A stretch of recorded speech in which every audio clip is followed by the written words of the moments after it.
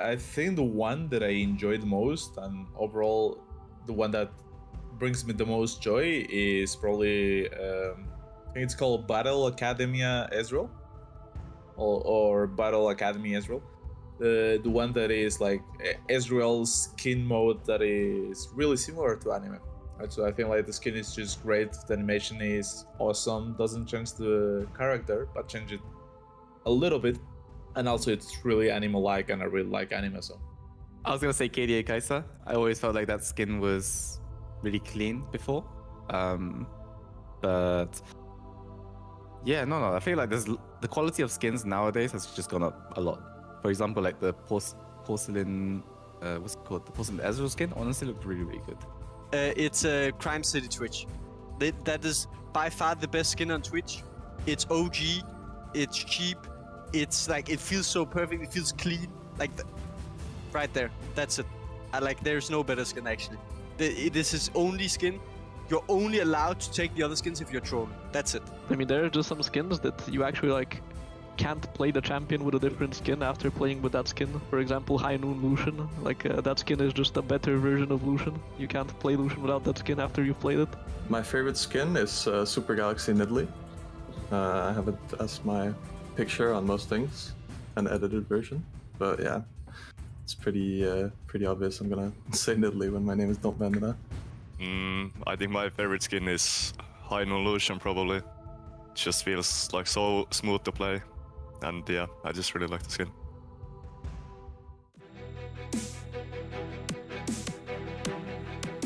At least we're in playoffs is one thing, because obviously during the beginning it was not looking likely, and if we had not made playoffs, especially with the roster that we had at the beginning, I didn't feel like, it would just this split would have just basically just been a failure.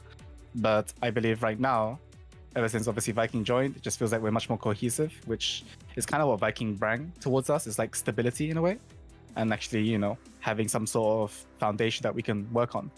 And yeah, I think right now, obviously my goal anyway personally is not only to win NLC again, but to actually do better than last split in EU Masters. I mean, I would say that our specialty is just, we have, in my opinion, probably the best laners in the NLC.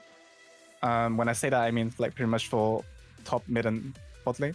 Maybe not for me, because obviously I've had quite some blunders. I was ill, okay, for the Singularity game. But I do feel like me and Attila will show up a lot, especially if we were to make it to EU Masters. So obviously I'm just taking it one game at a time, right? My focus is obviously still on the Charlis, and I don't expect it to be like a free win or anything like that, because I think the NLC level has actually improved overall.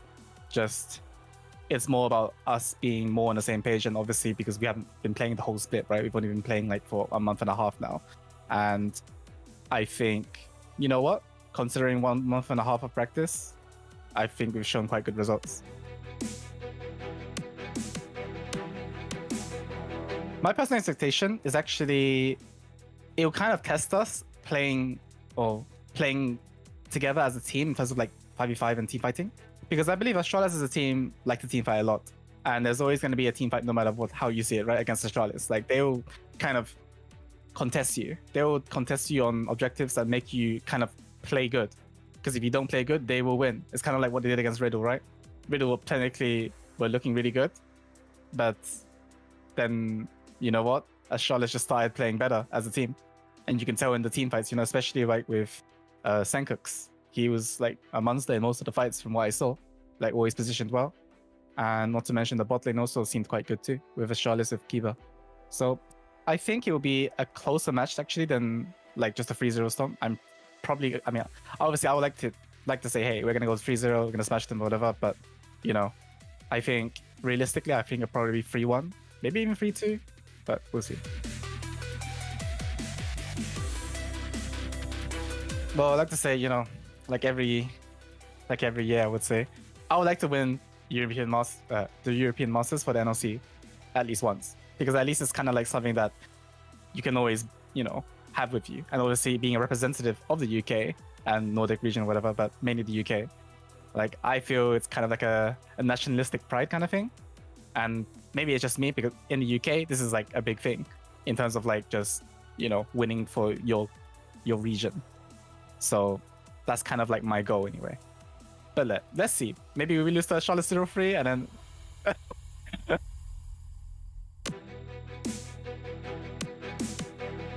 I would say we started out strong and towards the end we've kind of fallen off. But I think from what we've showed in the earlier stage of the split that we can like definitely get back to that level, and we'll show that in playoffs. Kind of what happened initially was we were trying to play the same style with Morozku as we played with Eminez, and clearly that didn't work. We obviously have a mid laner who's more competent in English, so we can do a lot more around 3v3 on mid, diving side lanes, and just generally be on the same page a bit more. Morozku has like a very specific pool that's quite consistent to play around. So yeah, I just think we figured out our new strength and we're working from there. I think Scrim's gone a lot better. Kryze maybe takes a bit more of a carry role than he needed to, and FGG is a lot more active in comms and like roaming now. So I think just generally how the whole team's playing is completely different. Initially, I didn't really consider Dusty to be any sort of competition. I know they picked up a pretty strong roster, but I thought our main competitor would probably be Riddle or X7. But Dusty have obviously 2 splits in a row now gone from being quite poor at the beginning of the split to suddenly doing quite well. I think they're quite tough to play against because they have Backlund who plays like Yasuo and his picks, and he's been playing very well this split, and also you give Kerberos red side and you don't know what a 50 picks you're going to come across. So it's just like a very interesting team to play against, and I don't think there's anyone else in the league that can really compare to the way that they play. I think the most important thing for us is to make sure we get top lane on a stable matchup and try to block as many random picks as possible, because I think we will win the series if like the drafts are stable. But as soon as they randomly pick a Nasus like they did in our last regular season game against them, we kind of got thrown off. So I think just try to keep the draft as simple as possible and just play good League of Legends, and I think we'll win. The second randomness comes into it, I think they get an edge. I would like to thank everyone for supporting us throughout the split. We've had like some really supportive messages over the past few weeks, well, when things have gone bad. You don't normally get love from fans when things are going downhill, so that's really nice to see. And I hope that we can show you what we can actually do in playoffs, because the past few weeks from us in regular season were not what we're capable of. So thank you for your support. Enough blind jokes. Stop asking for more.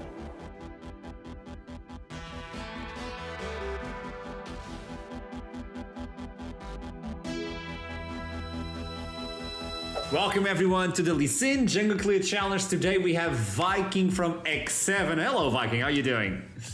Hello man, I'm doing good. What about you? I'm doing really fine. It's a pleasure to have you on this challenge, and you can start, you can do whatever you want, by the way. And my question is, what is Viking 105? I mean, it was my kilo. I'm like 100 now. 100 now? Yeah, but I don't have RP to change or something. It's just you can't keep up with the weight, okay? Exactly.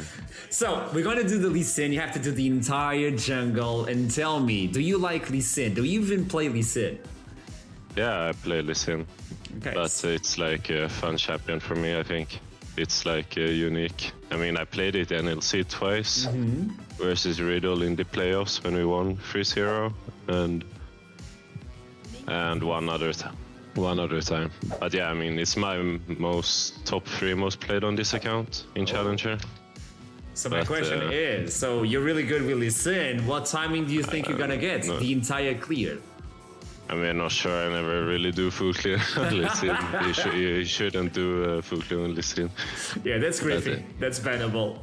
But maybe I'll just do Maybe I'll just do 4 camps, I look for a gank, and I won't even be able to full clear. Oh, so far it seems pretty clean. Where do you think you're going to use the flash, though? Maybe going to Raptors. That's my idea. Okay, there you go. This is the perfect. Gets the Q. To do it for a second faster. So already looking for the pull from the Krogs. Not even looking into the mini one, just straight up getting those medium crocs. And then you're gonna use the Tempest to clear the last little ones, right? Yeah. Okay, it seems really clean. Like, it seems so clean, like you're playing X7, by the way. It seems like the team is doing really well together. Are you enjoying playing with X7, this split? Yeah, it's an amazing team. I mean, I could join most other NLC orgs in the off-season. I could say Dusty, but I felt like it wasn't the project that I really liked, you know? So that was my thought process. The question is, Dusty are looking clean as well. Oh, the double apply from the buff. That is clean, Viking. You're looking good, by the way. You're looking good. You're really chill, and you're looking really good in terms of clean. Dusty are looking clean as well. Oh, you look good as well. I'm not saying no to that, dude. Good. Dusty are looking really clean as well. And oi! I feel pale this actually. No, I don't feel it. That was close. That was really, really close. Do you believe you can take the entire split with X7? Yeah, I think we can. I mean, that's why I joined it. That's why they wanted me, you know. Wait, this might be the record. 317, 25 is the best. 20, 21, Viking, let's go. 24, 24, you're first, Viking. Thank you. That's nice. Is that what you have to say? Thank you. I mean, I trolled a little bit, but I mean, that was fun. Nah, this guy's too good. Let's move on, guys. See ya. See ya.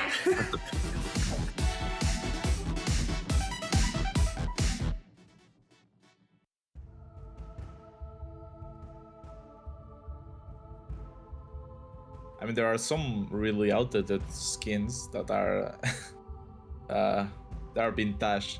Let's say it like that, right? The one that I hate the most is not even one that I find like it's ugly or bad looking, but it is the Karma one. That how's it called? It's Dawnbringer Karma. Why? Because I just cannot differentiate Mantra Q from the normal Q, so I always get hit by it, and I just look really bad when I play against it. So yeah, I hate that skin a lot. No, there was like some Karma skins though, like Darkstar Karma, that you just can't see when she uses Mantra, where it's just like, you know, you gotta take the flip whether it glows a bit lighter or not, but you never know. Oh, Corki. Actually, a skin a lot of people like, but I absolutely hate is the new Corki skin. It's the astronaut Corki. It always looks like he has package. Like, the animation he has when he doesn't have package on that skin looks like the other skins when they have package. Obviously, when he has package on the skin, it's very obvious that he has it, but when he doesn't have it, it still looks like he has it. Which, because you're used to all the other skins, it's so bad, and it's allowed and competitive, which makes it even worse. I hate playing as the skins that like make the abilities look super different or like super hard to see, so I get hit by random skill shots when I don't see them. Most of the skins are disabled on Tournament Realm, but there is still some that aren't, like the new Beekeeper Oriana skin, like that one is just impossible to see the ulti of. I think like the Shamrock Malphite and like the really old Season 1 skins like that are super ugly. They should probably get updated. Look at that guy! I think maybe, I don't know, Yumi skins because I hate the champ, so Dark Cosmic Locks maybe. Hard to see the particles. Enough blind jokes. Stop asking for more.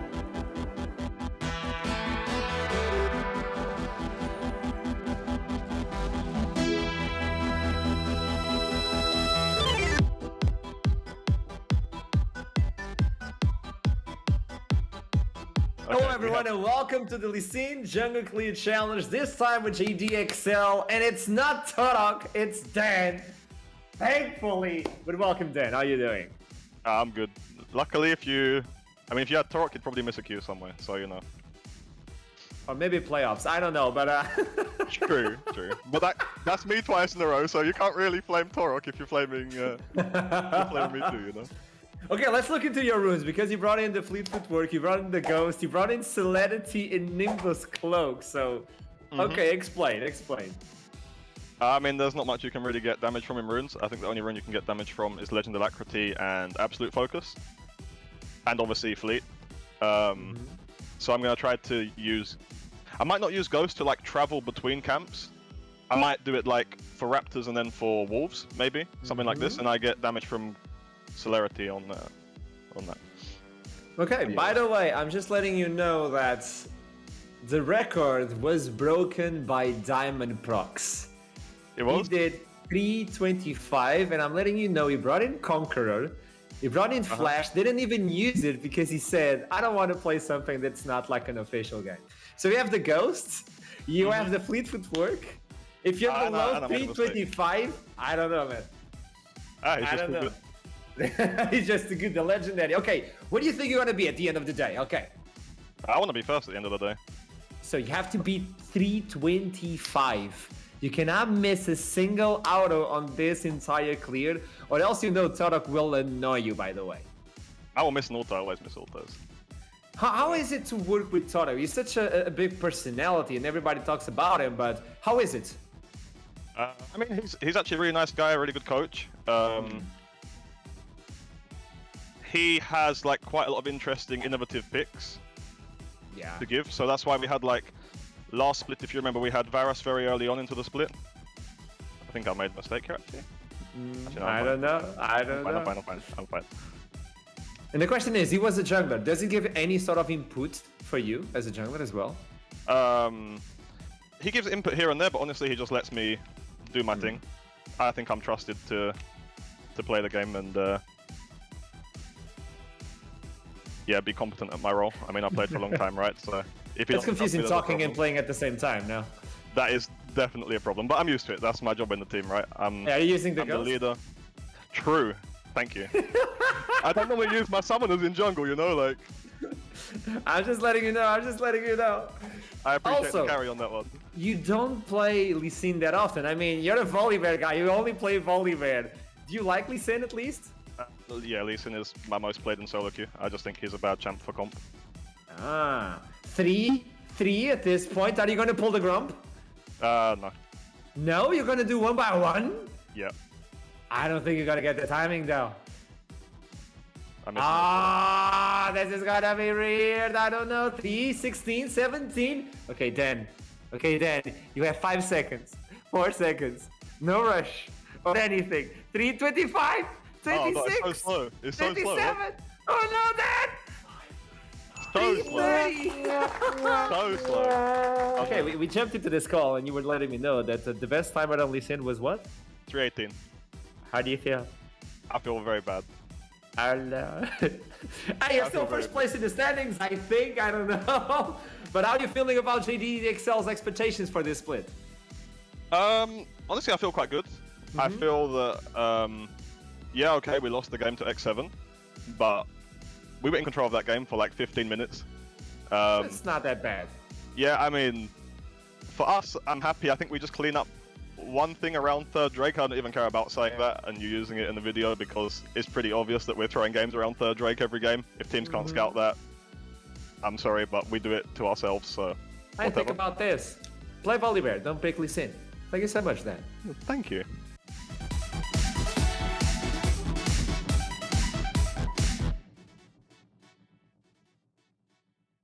IW Tiller. They fill. Okay, come back. Go. Yep. E1. 어디. You play this out? It's a go. Can. Carefully lose flash W. No flash. 11. Go. 11. Nice. Can kill. 룰. 아이오티 3세컨. 오른이야. Yeah, careful. 오른. Oh. Baron, no? IoT here? You're fine? Got it. 아리도 플래시. Zinza no flash. 다이. Lulu. Oh, never mind. 신짜오도 플래시. Nice. Play Zari. 오른도 플래시. You okay? You okay? I give you E. Kill this Or no guy. flash. Go in. He want wave. He want wave. 씨발 1펌이. I'm watching. Okay. I can attack. Look top now. Can- Nice. 11. Nice. 아이고. Hey, 이거 get tempo for dragon, okay, after? 야야. Just go in so we can force. 뭐야? Is there? Sivir Is it? fight. Look, is there? Okay? Azir. Nice. Me and Sivir coming. 렐리아. Can TP chasing? TP1. We still coming. Can you come back to me? Go. Good fight. 이럴리아. Really low. Can get killed. Nice, you're alive. 비에고 Don't die. Good job. I'm only Sandra. Listen, flash. Listen, stopwatch. She has 알겠어 stopwatch. 알겠어. Good shit. Good job. 고고고. Good. I give Irelia. it now. I think I'm Irelia? everyone. 다이 Bye bye. 그렇지 엔드 Ender Misery. Mid. Ender Misery.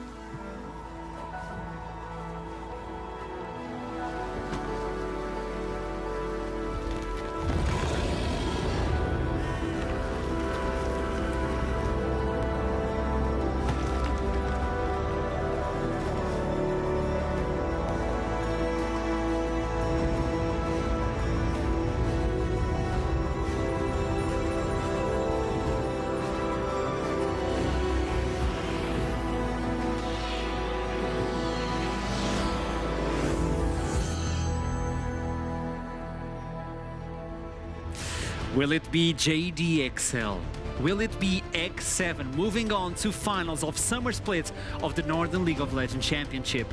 Dusty is at the top of the mountain waiting for the other team that is going to join them on finals and at European Masters main stage. Whoever loses today will be kicked to play-ins. But we got 3 seeds, so it's not that bad. But you need to fight for the crown of the mountain. You need to either redeem yourself from Spring Split if you're JDXL, or you need to repeat history as X7. Dusty are looking mean. And today, my name is Alexander Shadomaya, I'm your host, and I have the pleasure to welcome back with a beautiful nuance, I might say, M-Test and Nymeta. Welcome. You're feeling particularly colorful today for what is going to be a very special Love day it. in the NLC. It's great to see you back. It's just great to be here, guys. It's been more than a month, and I actually get to be part of the lower bracket final. Like, guys, I'm just blessed at this point. Like, what's more there for us to ask? Like, Whereas, you know, yesterday I was at the LEC. You know, we had so many games. I feel like I went through like Chrysalis, and now I am just like in my beautiful butterfly phase. Thank you very much to makeup artist Maria who helped us out with that. No, Trouble over there thought she was going to be the only person with color today. Yeah, you thought you were going to be the only one, right, casters? Like, seriously, I am feeling very undercolored right now. Like, I'm gonna have to get myself sorted out. I need to fix this out. So I like, everyone else got this phenomenal eyeshadow on. I'm here looking bare-lidded. You know what? I'm just surprised that I actually have my headset on, because in the rehearsal, you guys didn't see, but I'm I was holding my microphone as like a normal handheld microphone. It was hey, if it works, it works. All right, back to watch room. To the boys. For the boys. Thank you. Don't worry, Initialize. I'm still going to get one of those as well. So join us. Yeah, I need to do it. I don't know what color is going to be put on my face, but get ready. I don't know what's going to happen. It's going to be lovely. But if you don't know what the NLC stands for, it stands for the Northern League of Legends Championship, where the Northern region, UK and Ireland are fighting to be the best team of the region, one of the best ERLs in entire Europe. And if you don't know what happened in the previous day, well, we got you covered. Let's talk about X7 versus Astralis and how clean did they show they were. M-Test. Oof. I mean, X7, I think with their addition with Viking, right? I think there's so many of their identity problems that they had earlier in the split. They're just gone by this. Viking facilitates his strong laners in Chasey and Tempt so well. And I mean, just look at this fight. What is going on, Nymera? Well, what's going on is Astralis have put them up against the wall. Astralis had an awesome start to game 1. You see, 26 minutes in, several thousand gold ahead. But then X7 was so disciplined. That's the word I really wanted to use for the entirety of this series. X7 were disciplined, they held their ground, and they waited for that one opportunity. And they found it in this game when it looked all but done.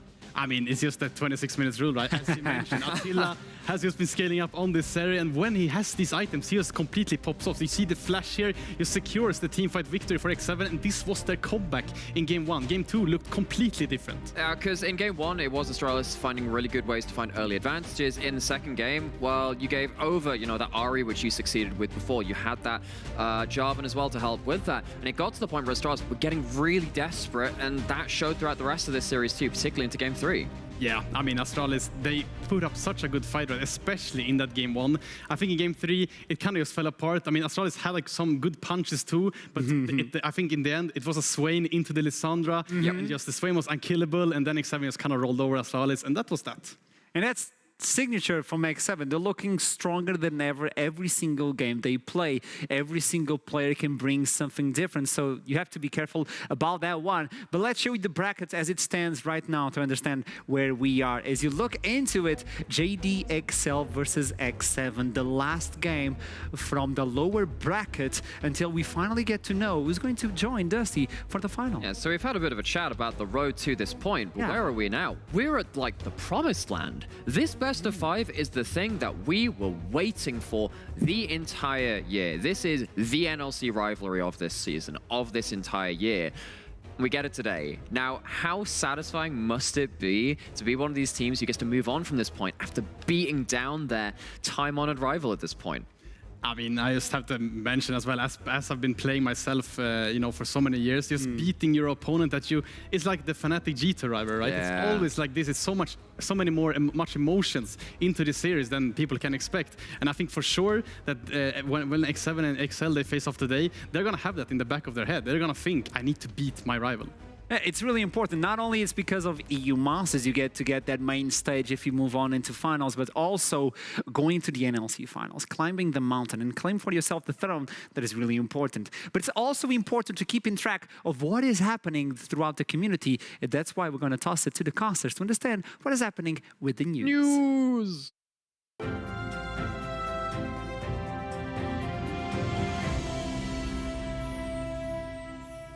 I am Rock, that's Paper, and that makes the new Scissors, because it's some absolutely cutting content.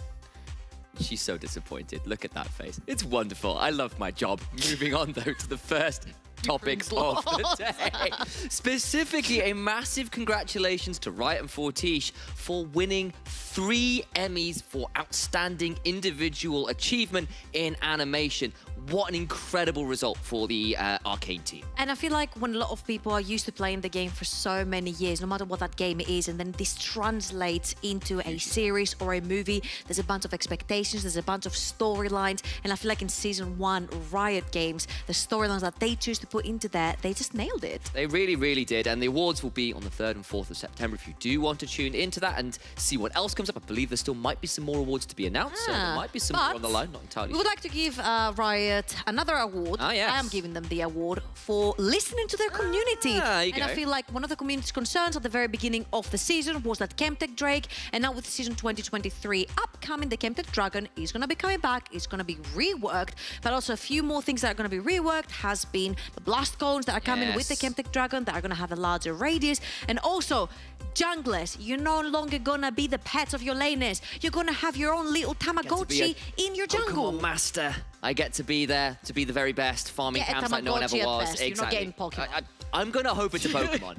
Either way, huge changes. Other ones to keep an eye on, as you can see on the graphic, is a reworked ping wheel as well to add a little bit more nuance to how you can ping and how you want to ping, should you so choose. So keep an eye on that. But those are the big changes as they stand.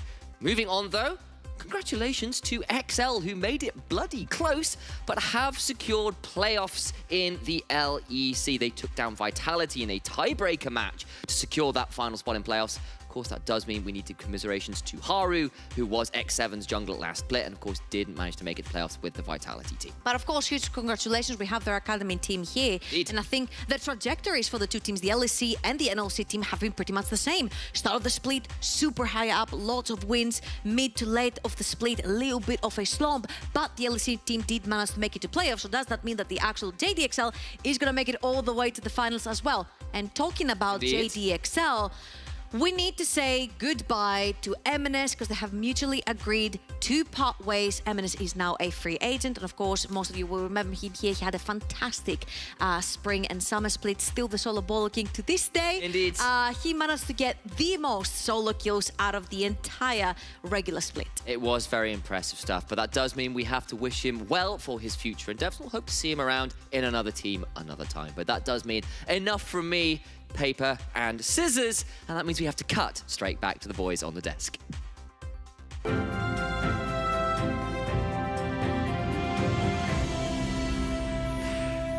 Thank you so much, Rock and Paper. Trouble was Rock, not Scissors. You Rock? No, Trouble was Rock, for sure. So Trouble is Rock and he's... Okay. Can I be a fire type instead? I know it's like a type disadvantage, but... Edgy. So we have 3 teams moving on into European Masters. 3 teams that are at the top 3 of NLC. Let's talk about them. Let's understand what they stand for. Dusty, JDXL, and X7. We need to talk... Well, there you go, Trouble. We need to talk about what they stand for in this league and how powerful they are. So let's start with Dusty. Let's make a quick exercise about this. Also with you, M-Test. You gotta give me a strength and the weakness of this team right now. Okay, so I can do the hard task actually. Okay. Dusty the weakness, because I've been praising them their whole split for actually being a team that they're so versatile, right? I think every single player on their team can carry, but that's the thing. Every single player can carry, but on X7, when they actually replace their carry jungler in MC with Viking, who is just such a good player, maybe not to carry the game, but he plays so well around his laners. Dusty, while they're good at playing their combos, right, I think they're just, you have to pick your kind of poison and you have to choose every game which one is going to be the carry, and I don't think that Linkas can play this type of champion that Viking does. But just just kind of piggybacking off what you just said, that I think their strength is when they do have those combos. Boy, do they know how to play them. When they have that Yasuo Diana, when they have these big wombo combos, I think they're the best team in the league at playing through their dedicated combos. So you're looking at these other two teams on the list. If you give them their firepower, that's a very dangerous thing to do. So versatile champion select and even macro inside of the game means Dusty are currently in first place at NLC. Let's move on into JDXL. I'm going to start this one with you, Nymera. Strengths and one weakness. Okay, so strengths of JDXL, I think a lot of this comes from the way that they play around Dan in the early game. I think if Dan is on an early game ganking jungler, we have seen Dan define this split for a lot of junglers. The volley bear early on, diving bot lane, diving mid lane either, right? Even after the durability patch where people think no one's going to play early game anymore. What's this? What's an early game dive? JDXL showed us how to do that again, and they did that through Dan. So, strength of them. When they have the early game junglers, like the J4, like the volley bear, Dan is incredible at getting his team off the ground. I think the weakness of JDXL is that they kind of need that to happen to paper over the cracks of what is still a roster trying to figure out how it wants to play the game. So it's a jungler that can unlock the entire map, but if it doesn't happen, it seems like JDXL goes through some issues. Let's go into the last one, talking about junglers. A new jungler, Viking in the mix, X7 Esports. MTS, what can we expect? Yeah, I mean, I just have to start with strength on this one, right? I feel once again, Vikings is so good at enabling his laners who are already so strong, right, on their own. I think we have seen this in LEC as well, where Nymera obviously casted them. So many junglers playing this early type of picks, like the Poppy, the Jarvan, but ends up just facilitating their laners, making sure that they can play the lane how aggressive they want. And I think this is just a big strength of X7. I watched so many games of them, and they're just building CS leads constantly from every single lane. I think one weakness, however, of X7 is, as also when I looked at their games, sometimes they actually just group mid randomly off of base, which is, in hindsight, a good thing, right? You want to get the mid prep before you can play towards the side. But they just randomly get engaged upon and getting caught. This happens quite consistently, actually. So I think this could be a weakness to attack X7 on. Threat from Spring Split that now moves on to a different sort of threat, but still a threat nonetheless, X7 on Summer Split. And we're talking about these three teams because these three are qualified for European Masters. We only know that Dusty is on main stage today. We find out who's going to join them and who's going for play-ins out of these three. So let's understand what EU Masters means in terms of play-ins. What is play-ins? If you look into this, there's a lot of groups, a lot of ERLs. Break this down to me, Nymera. Okay, so the loser of today's series is going to go into play-ins. Now, what is going to happen here is that, as you said, some of the lower seeds from the kind of the major ERLs and then some of the more minor ERLs are going to be in here as well. There is no seeding for this. It is a random draw. You can't be in the same group from the same region if you are, say, LFL, which has 2 teams in there, or other ERLs, which have 2 teams in this period of the competition. That means that some groups can get absolutely stacked, but regardless of it, you just got to finish top 2, and then you got to go into a best of 3 to face off against another team. It's a little easier than group stage because you've got some of those lower seeds in there and some of the minor ERLs rather than having like all of your LDLCs and your Vitality Bs or whatever, right? But many powerful teams have found their end in play-in stage. Barcelona Esports last time around got knocked out by Bifrost in the best of 3 stage in the elimination match. Doesn't mean, though, that it ends there. So it also brings some disadvantage to go into play-ins because there's always the fear factor. You have to play 6 games, best of 1. It can not go your way, but it can go your way, MTS. There are teams that goes into play-ins and make it to the top of the stage, to the main stage, like these 4 teams that completely wreak havoc on the main stage, no? I think it's, as Nymera mentioned, right? It's kind of a double-edged sword where you get so much more games by just going to the planes. You get to play against maybe these on paper lower tier teams that are maybe a bit worse. You could also just get placed with 2 LFL teams and then your dreams be shattered. But just getting to kind of build your confidence throughout this playing stage and getting to know your team identity as well, that we're going to talk a bit about more soon. I think this could just be really a key one to secure. 2 bits of trivia on this. So in every European Masters tournament, there has been at least 1 play-ins team that's made it through the group stage as well. It's gone to the knockout stage. And in every tournament but one of those teams from the play-ins has even made it past at least the first round of playoffs. So things have gotten really, really crazy. And you can see that, you know, a lot of these teams can kind of double down, learn about the meta, get momentum, and start moving forward, even though they maybe have an easier time in groups if they were qualified there in the first place. So that advantage, there's disadvantage on this one, but also there's two teams today that are facing this threat. One will go into main stage, one will go into this stage, X7 or JDXL. I want to get your opinion, boys, about who could benefit from this, because you start playing on the patch, it's like scrims constantly, 6 games, a lot of priority. Who do you think will benefit from this one? So obviously, right, we have a big rivalry today. Both teams for sure are gonna want to take home the W here. Like they are not gonna mess around, that's for sure. I think, however, though, in JDXL case where you kind of replace the superstar in MNS, you come in as a rookie and you're kind of expected to perform as he did. It's impossible expectation, and you also have to kind of figure out with a new mid laner how you want to play the game, because it's a completely different one. And I think JDXL could really be getting favored by getting some extra time in the playing stage. I think actually even at the start of playoffs, I was kind of saying I think best case scenario for JDXL is a 4 or 5 game series at the first series. Drop down to the lower bracket again, 4 or 5 game series. Get game time with the new roster. Go into EU Masters play and get some confidence by beating some of the teams there, and then hope to see if you can go further. And it seems like the desk agrees on who should, or at least takes advantage of going into play-ins. Who stands to gain the most? Yeah, JDXL getting those scrims, let's call it scrims. It's complicated, and Tarek was talking about how can you make this team work that needs a little bit of time to prepare with this new mid laner. So let's dive into JDXL for today. They have Morozku, he's still adapting to the team, but the reality is, during the regular split, it didn't quite work out, but they got into playoffs. It was a new JDXL, no?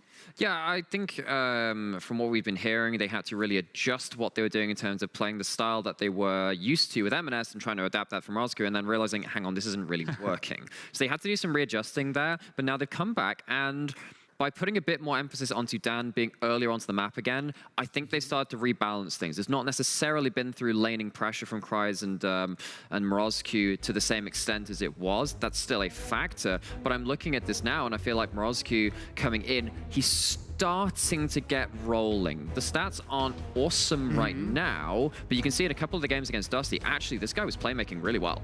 Yeah, I mean, I just have to agree with you, right? We saw that on Torok as well. I mean, we talked to Torok, and he said that Morozku is actually just been kind of developing ideas really fast, and he's learning really fast from the teams, which is really nice to see. I mean, we see it as well. He has been playing so many Sylas games, and you could just say, well, just ban the Sylas, right? But he has actually been performing on the Ahri as well. And just, even though you might mention that his build path was a bit... Okay, that's not limited to him. Many Ahri players at the pro level, I'm like, hey, you know there are other items besides Everfrost. Regardless of that, Morozku has been playmaking, as you were saying. Yeah, I mean, just stellar performance from him. I mean, just being 17 as well, coming into the roster with expectations of MNS, it's impossible to fit, but he's doing his best, man. So it's about rebuilding that trust between mid laner and jungler as well. Jungler was a key factor for JDXL. We were talking at the beginning of the show. So let's highlight what is the keys to victory for JDXL. Well, I mean, you just kind of pointed one out there. Got to really hammer down on the fact that Dan is really important to this team. For me, Dan was the defining player of this split, as I've said as well. Really determined a lot of how JDXL play the early game, get advantages, and then close out games with those advantages. There are some other things which need to happen for that to really go well, though. And I think we saw in the Dusty series, when Kryze had an advantageous matchup, he did really, really well with it. When he had stuff like the Jax doing well into some of those matchups, and he was managing to take that into team fights, stuff like Gwen being around too, that's been very important for JDXL. I'd like to see them prioritize that matchup too, because against Chasey, it's not an easy matchup. Yeah, I mean, for sure, right? I think if Kryze today can hold his own kind of on the top side and let Dan facilitate whichever lane he decides to do, if they can get even maybe into the mid game and play out these team fights that they have been doing so well, I think JDXL has a really good shot today. Especially on the game of today, the big rivalry between JDXL and X7 is going to be a big one for sure. So keep in mind and don't miss a single beat of any game today. It could go to 5, it could go to 3, we just don't know. Talking about X7 now, because JDXL did a few changes, but we need to talk about X7. And we now already have keys to victory. So let's debate on this one if you can, M-Test. I mean, yeah, I just have to start off, right? Tempt, I talked about how Miss Roscoe, maybe he has a kind of a limited champion pool. We haven't quite seen as much of him yet. But Tempt, on the other hand, on the other side of the kind of the spectrum, right, of champion pools, like this guy's champion pool is insane, and he has so much mid lane pressure, whichever champion he decides to play. Going forward as well, just chasing these two guys, the solo laners for X7, they've just been kind of developing this style of playing so well together. They have just been kind of smashing every single lane that they're playing, and I mean, just look at their stats, it's just crazy. And the evolution we've seen from this team is going beyond individual performances, which they have. I mean, we've basically put down the 3 carries there, but being disciplined about it too and saying, you know, I can smash this lane, but I'm going to do it in a way which isn't going to detract from the game in some way later by over-pushing and dying or getting overstaying in an objective and getting caught. This team, they have all the firepower in their lanes to make things work. Okay, and there's something important here because they did a big change. They got Viking in the mix. And curiously enough, if you look into this, Viking is not there. This is interesting because I was streaming this week and Viking came to my chat saying, why are you talking trash about me on live? That's I saw that. You saw, didn't you? I was like, what is happening? The fact is, Viking stats sucks. But why? There's a reason. It's important. So that was while we were playing D&D. Yes, you saw it. If we're going to continue this analogy, I feel like, you know, Viking, he's a bit more like your cleric. He's a little bit in the background. Yes. And what he's doing is incredibly important. And he's allowing all of your big hitters to really just swing for the fences. It's not always that visible, though. You were mentioning a little bit before as well in some of the strengths, right? In terms of, we've seen this in LEC, I think it was Zanzara on Poppy, just being there to make sure that the waves can crash in, make sure that the winning lane is safe when they are winning. All these lanes are really strong. All Viking needs to do is just be that shadow on the wall and make sure they can keep doing their job well. It seems like it's a shadow allowing every single lane to succeed, no? Yeah, I mean, for sure, right? I think the difference is as well, I mean, X7 bringing in a new jungler, JDXL bringing in a new mid laner. The difference is Viking has been around the scene for, he's not a new kid on the block, right? This guy knows how to play jungle. He knows how to like kind of get his ideas across the board and make sure that he plays the correct way. And this is just what's been enabling X7 to win consistently ever since he joined. So even though there's no Viking there, it's because he's the shadow. So Viking, your stats... There's actually some like small print just... Yeah, there's underneath. It's really small, but Viking, your stats suck, but you are amazing as a jungler. So it's on the lane. If you want to get some kills, go to the mid lane, Viking. But no, we need to talk about this further on. We need to jump into Champion Select. But before that, we got the pleasure of contacting the 2 Koreans from X7, Timt and Shacy, and we got the translation for us for a really important interview before today's match. Take a look.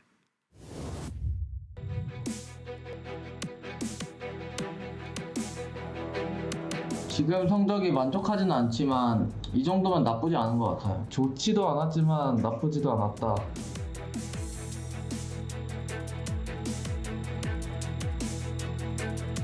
리그 중간에는 정말 잘하는 팀이라 생각했는데 지금은 좀 약해진 것 같아요. 초반에는 되게 좋았다고 생각하는데 NMS가 빠지고 나서 매우 안 좋다고 생각한다.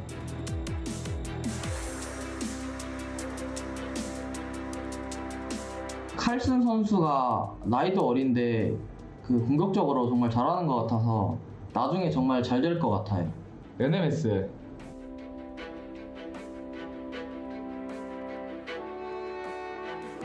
NMS가 빠지고 나서 약간 중심을 잡을 수 있는 사람이 없어져가지고 매우 안 좋다고 생각한다.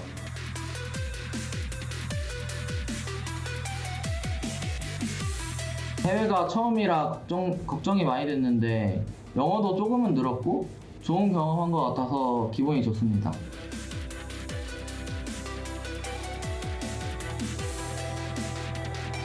우리 팀은 팀원들끼리 사이가 아주 좋다. 그래서 약간 사이가 아주 좋다.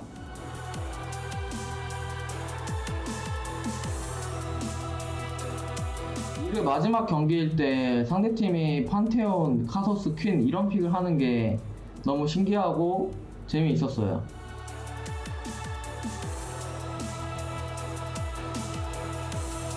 항상 응원해주셔서 감사하고 3대 0으로 깔끔하게 이기겠습니다. 재밌는 경기를 했으면 좋겠다.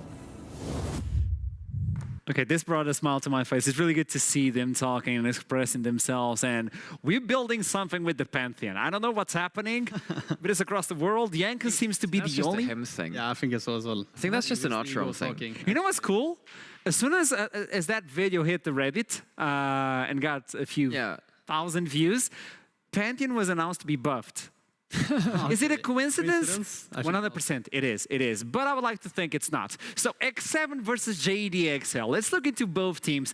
Let's start with X7 because they were brought in on the interview. Shacy on the top. Viking in the jungle. There you go, Tempt in the mid lane, Attila and Kasing on the bot lane. A lot of these names you already know by them. Attila and Kasing, they were a duo back in the day. And it seemed at the beginning of the split, it was now working. But now, finally, we have the Attila o'clock. And I really do think Attila is one of the people that stood up incredibly well, because I think on an individual level, a lot of this team was performing well, even with MC in the roster, right? And I don't think it was necessarily a case of individual performances from a lot of the rest of that roster, particularly when you look at the likes of Tempt, right? You look at Kasing, still having good games. Attila, though, someone has absolutely lit a fire under this guy's ass. This guy's here to play. He is so motivated. Well, might as well show the stats from Attila, because this is scary.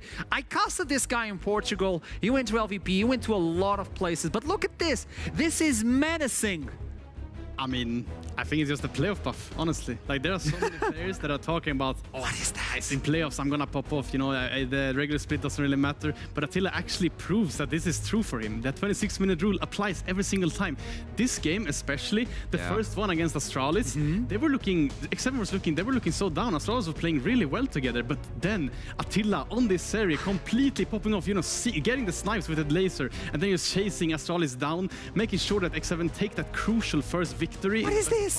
Is super impressive. And the thing about this fight in particular was X7 survived through to the point where Attila could get Infinity Edge. Infinity Edge was hit just before this fight, literally the back just before it. And the fact that they could survive in what was a very difficult game, and it was a very tight contest that Astralis gave them, that was really impressive to see. And of course, that carried on throughout a lot of the rest of that game and the rest of the series, because Attila was an incredible force. Yeah, I think we even saw in the game too, like really early, they got a double kill, and after that, I feel like just the momentum was just over. Like X7 were just looking super strong in that bot side. Every single replay you see on this one is like 26, 27. It's that curse. We talked about it. It's like a meme, but it comes true every single time. 26-minute rule. 26 minutes rule. So if you get to see a game going into 26 minutes today, look into Attila. You never know. You know, there's like the Monka W just watch the stopwatch thing. You know, you didn't cast it in for Kale. It's in for 26 for Attila. X7 might win this one. So let's talk about JDXL now. We have Cries on the top lane. He popped off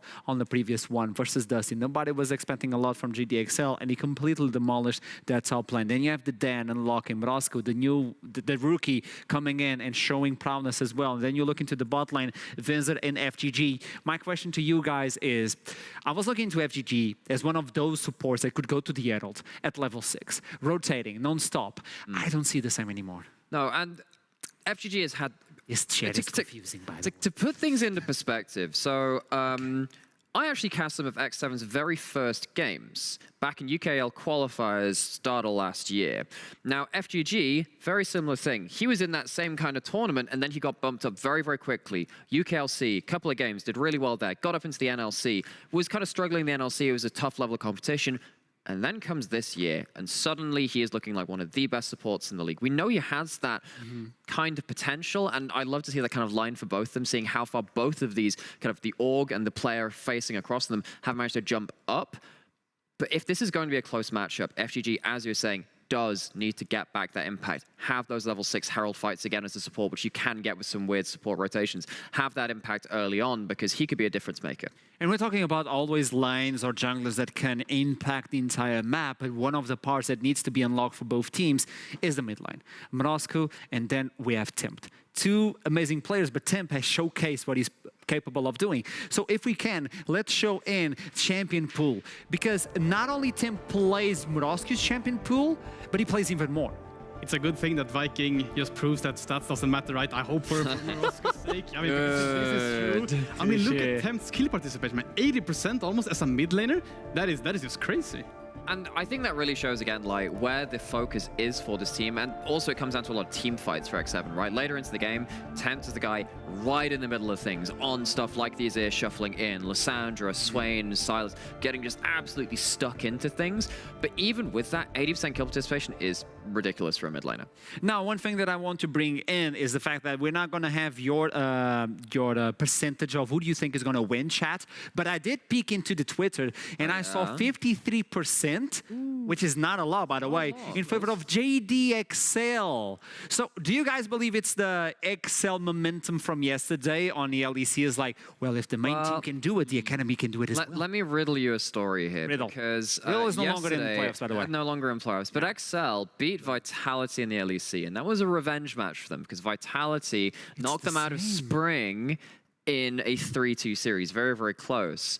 Well, what's to say that the revenge story ends there? What if X7 go and avenge their former jungler on Vitality and take down XL today? Not the same, but same. As we're about to start the champion select, I'll toss it to this side. Slapping the button to start this one for you guys. Now we do this, okay? This is how we do it on the NLC. Because I know Chet will be here. Chet, you were there like, start the game, please, Casas. Well, we started the NLC. We got you covered. Let's start with the first one. We were talking about important picks. You brought in Jarvan. Yes, I think that is incredibly important. But actually, in rehearsal, Trouble and I were going a bit back and forth about trying to theory craft. What the hell do you do to get Jarvan and make Jarvan not be into Zeri? Because if you first pick something like Jarvan, you get locked in the Zeri on the other side. And just giving up the Zeri-Sivir matchup gets a little bit weird anyway. I think what XL should aim to do is maybe first pick the Zeri, try and see if the Sivir gets picked on the other side, and then pick the Jarvan as a response into that. End of the day, the blueprint is meant to be early pressure, early ganks from Dan, which also gives you that backline access, which JDXL need in the team fights later. A lot of things work together with that. That's the archetype we're looking for. Okay, let's see how big IQ we have right now. Look at the bans. It's mostly from Morosku. His entire champion pool is gone. Oof. Yeah, I mean, this is kind of what we talked about too, right? Morosku having such a limited champion pool already, and they just know for sure X7 just targets that. But the Renata first pick, this is so many OP picks open. The Poppy, the Zeri, the Sivir, it's all open for grabs. But when you lock in the Renata, you can Kalista. You can actually play very heavily towards bot side, lock in Renata, Kalista, incredibly lane dominant. And the Zeri's on the other side. You've given Attila, like, the godlike carry champion. We saw that yesterday. XL, I hope you know what you're doing. You saw 7 games, by the way, of what Zeri can bring to the table. So there you go, a start for Viking as well, unlocking the rest of the matches as we get the hover for the Katarina. No Pantheon? No Pantheon. But this could be the pick, and there we go. It's going to be Sejuani, either for the jungle or for the top lane. I think it's top lane, but jungle is available. I mean, I thought for sure that we were gonna see Dan, as you mentioned, right, being such a playing this proactive early game junglist, which he, don't get me wrong, he's probably gonna do that. We see the Yasuo lock in as well. This is just getting spicy. Well, Yasuo is a flex down towards bot side. Zeri, well, Renata is incredibly good in lane, and Zeri is not going to be a lane bully. I actually think that is a flex between bot lane for XL. That is so big IQ because you're not going to get slammed in lane by Zeri. The real power level for Yasuo is when you get to 0-10, and Vincer dies a lot. Come on, man. He's speed running. No, I'm kidding. Now, looking into the second phase of bans, I'm just trying to get that one. As we get the Lulu locked in, I think. I don't know. The camera's in the way. It should be the Lulu. There you go. The Lulu is locked in as we need to see the bans now. The second phase of bans. It's going to be the Sivir. We still don't know if Yasuo is going for the AD carry or not. I mean, I think for sure already you can already tell that X7 are just going for the scaling route, right? They see the Seri, they see the Lulu. And while I do agree with you, Naimera, that Yasuo could be flexed towards the bot side, maybe Seri doesn't punish as much. Does Seri really have to punish anything when you're paired up with a Lulu? You will just outscale every single thing on the side of his JDXL. We're looking like this. Yeah, the Sejuani can also be flexed in multiple roles as well. I mean, if the Renata hadn't been locked in, I was wondering, Yasuo, Sejuani bot lane. Actually, that was a lane that we saw in the LJL. Rascal Jester played that in one game versus Detonation Focus Me, very famous team over there. They lost, but they did get 2v2 kills. It's a very fun lane. Anyway, Renata locked in, not going to be the case. I think that's a very good point you bring up, though. Is like, even though it's possible, remember that thing we said in spring about JDXL, where we had like the strength being strong and flexible and creative drafts as a pro for them, and a con was flexible and creative drafts. I wonder if this is a case where they're putting stuff on the table and they're trying to give themselves flexibility, but what they're flexing with is just not fit for purpose in terms of going late game. And there we go, the Kalista is removed, the power with the Renata. Now you don't have the Sivir to fall back into, and you're losing a lot of weapons for Venza right now as an AD carry. Unless he falls back into that Yasuo, things are looking dire. But I mean, Morosku typically plays a lot of quite low range melee assassin type champions, so obviously the Yasuo can very much go there. But you've lost a lot of target bans on both of your carry roles in mid and bot lane, and that's going to be quite dangerous again if it comes down to late game. Yeah, I mean, for sure, right? I just look at X7's comp right now. I'm just super scared. Please don't. Are they locking the Vlad as well? I mean, basically, this is just X7 saying, I kind of like both of the ideas from this draft, honestly, because I think JDXL, maybe they come into the day and saying, we kind of have to throw some sort of curveball in game 1 to be able to, like, maybe upset X7, because I do think X7 looks stronger on the paper. Morosco obviously not being as experienced as every single player on X7. And they have to get something going with this draft. I have no clue what they're going to bring us, but I'm excited to see it. Looking now, if they're going to lock in this Twitch, it just feels like they're kind of defaulting to just going for the scaling route as well, but you're never going to outscale the side of X7 in this. And also, like, how do you survive as a Twitch? Yeah. I look at that, I'm like, that is just like... Venza knows he is going to have a difficult game. You have no option now as XL other than to just snowball the game. That's what I'm looking at here, because if you ever get caught with the Wukong, with the Hemo play, with everything, things get very difficult. The Gwen, I'm surprised that slipped this way through the draft, but it has gotten in there. It is going to be the flex of the Sejuani into the jungle, but it's still counterpick for Chasey. Okay, we got the lock-ins. I only see one knockup from JDXL to activate the Yasuo, and it has to be the Sejuani. It's not the easiest one to also connect with more than one. I have to do the question. Boys, who's gonna take this one? Give me your votes. Nightmare, let's start with you. I think it's X7. I think that they have a lot of threat onto the backliners. It's a very difficult composition to play for JDXL. X7, they have comfort for a lot of their players. They have scaling. They have the ability to just outplay. Okay, what about you, M-Test? I said last time I was here, I casted Vanir, and I said Flash was getting the biggest outdraft in the league's history. I think this might take it. I think might take, but I'm struggling to see where JDXL, where the identity lies. Sure, if Christ can get ahead on this Gwen pick, maybe he can carry, but just looking at X7 scaling, I think JDXL cannot punish enough in the early game. I think the one last thing I'll ask you to remember, though, is that it is a Sejuani with double melee solo laners. And with the damage you can get even early on, it can be quite a lot of surprising gank potential between that. Maybe there's an early game option if the Sejuani starts doing something. A lot of weight on Dan's shoulders. Yeah, I look into this draft and I think, okay, there's a lot of power to the late game in favor of X7. JDXL have to make it work from the beginning of the game. It's going to be a best of 5, so let's see what happens on the first one as we toss it to the casters, because I need some eyeliner. Take it away. I am looking forward to the only see what reason we're here. I would say I've got to get on this train as well at this point, so I'm going to be the last one to get something done to myself at this point. But I think I agree with M-Test there. A lot of weight on Dan's shoulder to get things rolling, and honestly, a lot of mid-lane bans coming out, which led to some slightly unusual mid-lane matchups. I think that they sort of were very clever from the sort of X7, because I think the two most prominent champions that were left in Morosco's pool that we know of course, is the Yasuo and the Yone. Of course. And these two are very easily counterable by heavy push, a lot of the mages that do punish them and shove them into the lane underneath the tower.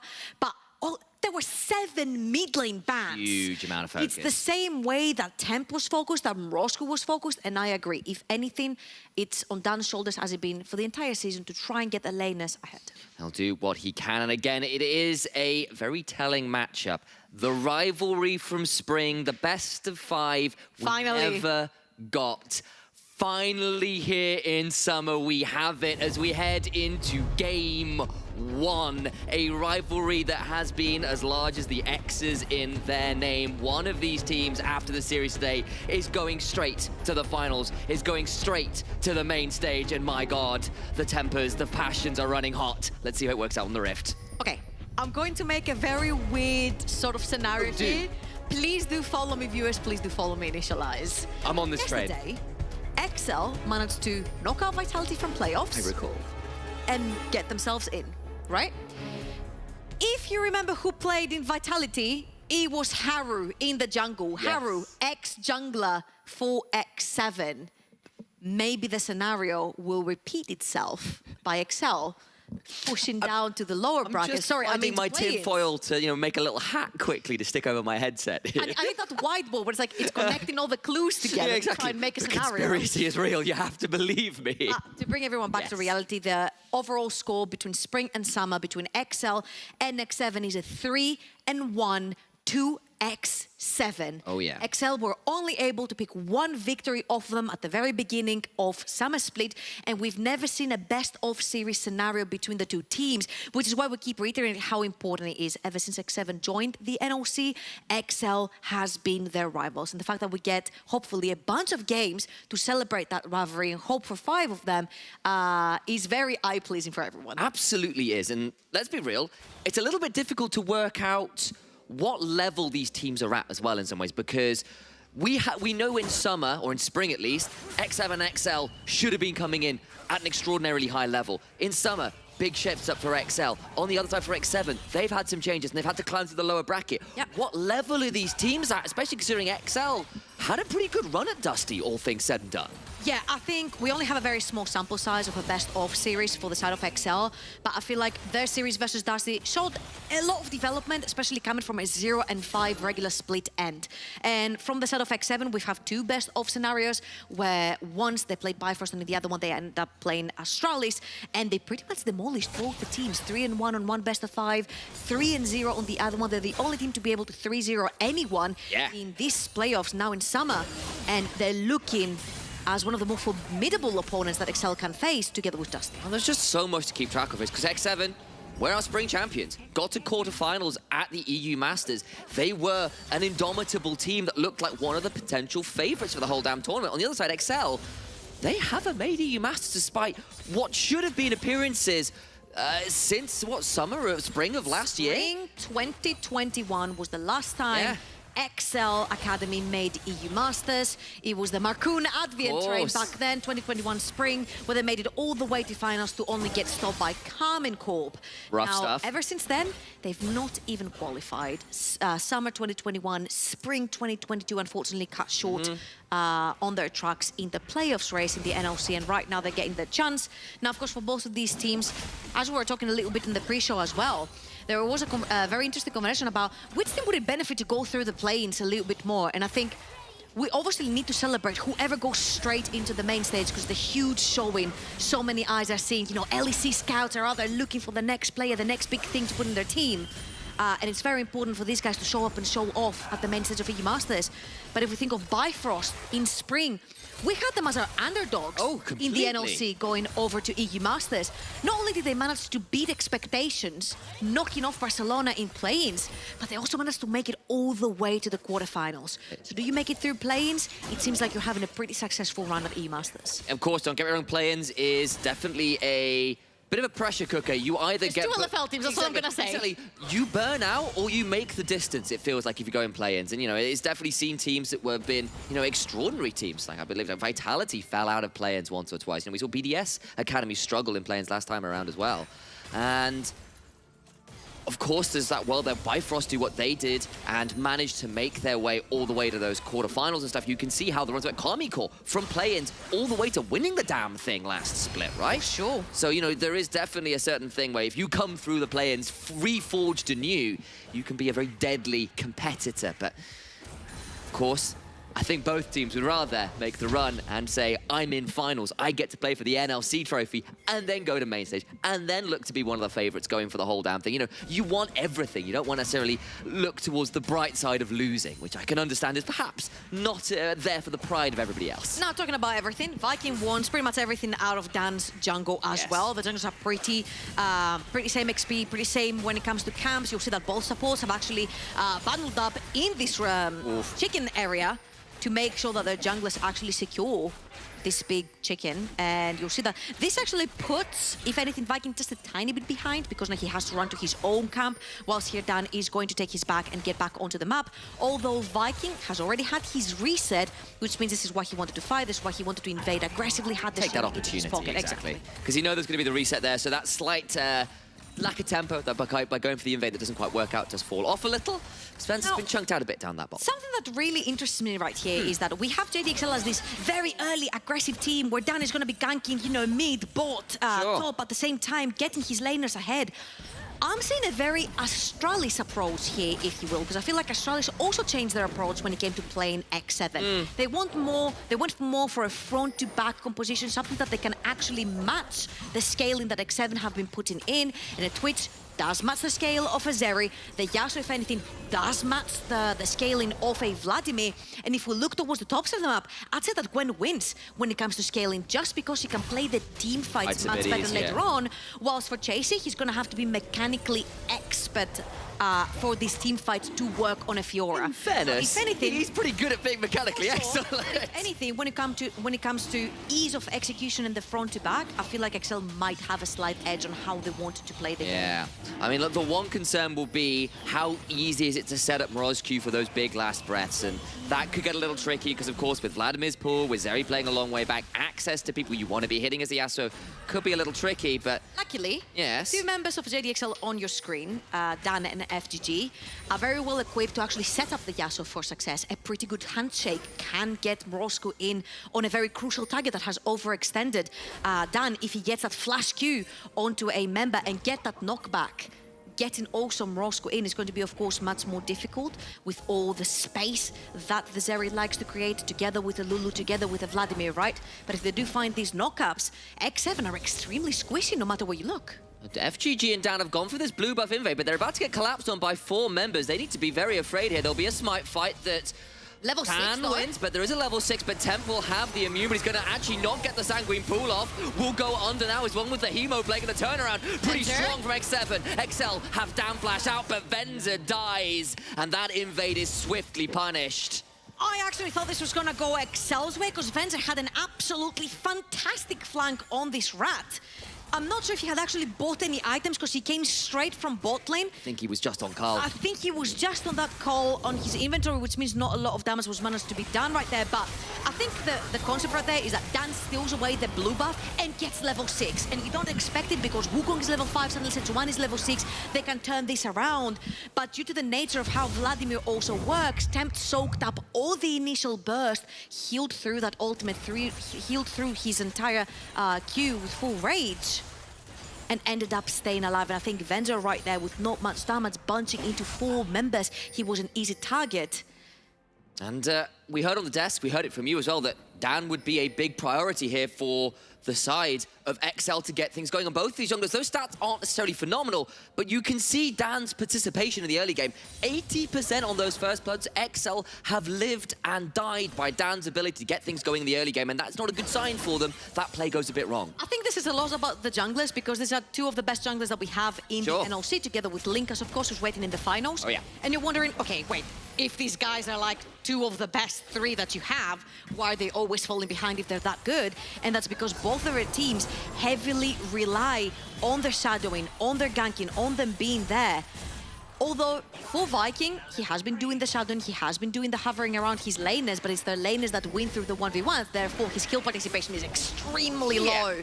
On the other hand, if Dan doesn't pull the trigger, it feels like JDXL are just very inactive on the map. And talking about activity and inactivity... Yeah, we're going to see a bit of a contest here, as 3v3 is definitely a potential. As Gwen takes a bit of a vital proc there, but X7 do decide they don't want to fight this. Very importantly, if you look on the map right here, FGG shows on the mid wave. The second he showed, there were pings from X7 to be careful. Therefore, they're going to throw their hands up and get off, but Chasey has no flash. Afraid here. Does do a very good job to immune that and dodges out on the Glacial Prison. That goes wild.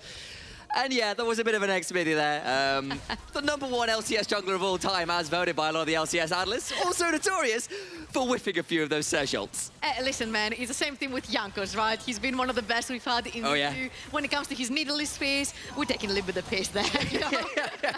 He's actually quite good at this, but Viking's up here now to make sure his top laner can push in. But Chasey, I think, gets away with it a little there and does get to get the shove in. I really love the fact that Viking actually moved towards the top side of the map to try and crush this wave, because Kryze barely doesn't have his TP up and available, which means that he will miss a couple of these creeps falling prey to the tower, and very crucially, that cannon. Now, if we look at why this is very important, as you will see, the difference between the laners is huge. 20 CS top side of the map, 20 CS mid side of the map, 20 CS bot side of the map. So every single lane is falling behind individually. And that comes back to everything we've been talking about, X7 and why is Viking not the most crucial part to X7 winning that early game is because they have such stellar individual laners that they get that win through just the laning phase. And farming now Tempt might get farmed by JDXL as a 3 members mid. How good will the Sanguine pool be? Gets knocked up. There's the permafrost. It's not quite stacked. Waiting. He's not got a flash. He's got nowhere to go. Viking goes in though, trying to turn this one around.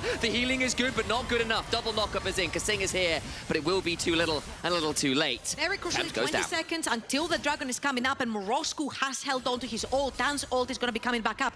Crysis teleport is going to be coming back up, and at this point, Chasey did use his ultimate towards the top side of the map. Now what Crysis can do is a speed running towards the bot side, go for that Dragon fight, does it break out, and then TP back top. JDXL feel like there is no point. Tempt does not have teleport to join. It is going to be a 3 versus 4 to their advantage, so they're going to start the Dragon nevertheless. Yeah, that is well played by JDXL, especially because they were falling a surprising amount of gold behind, as you said, just off those lanes. Wait, what is going on? Dan needs to be very afraid. Gets burned out, he's into the bailout, but he'll take a Dragon and die for it. Attila picks up a kill on his Zeri. I'm a little bit concerned there. I don't know what. FTG was in that bush, and we know how powerful Renata's auto attacks are, as her ultimate is, which he's going to have to use here if he wants to get out of the tower dive alive. Polymorph is down there. Zeke's all flashed away from Benzer into the handshake. Viking, though, is not the one who's taking aggro. Xing goes golden. Does have flash. Will he need to burn it? Likely will do. There's a wild growth afterwards being run down. Not quite falling until that Renata gets a final pistol shot. Okay, I never thought I was going to say that FTG and Venzer would come out alive of a 3 versus 2 tower dive and actually take one down themselves.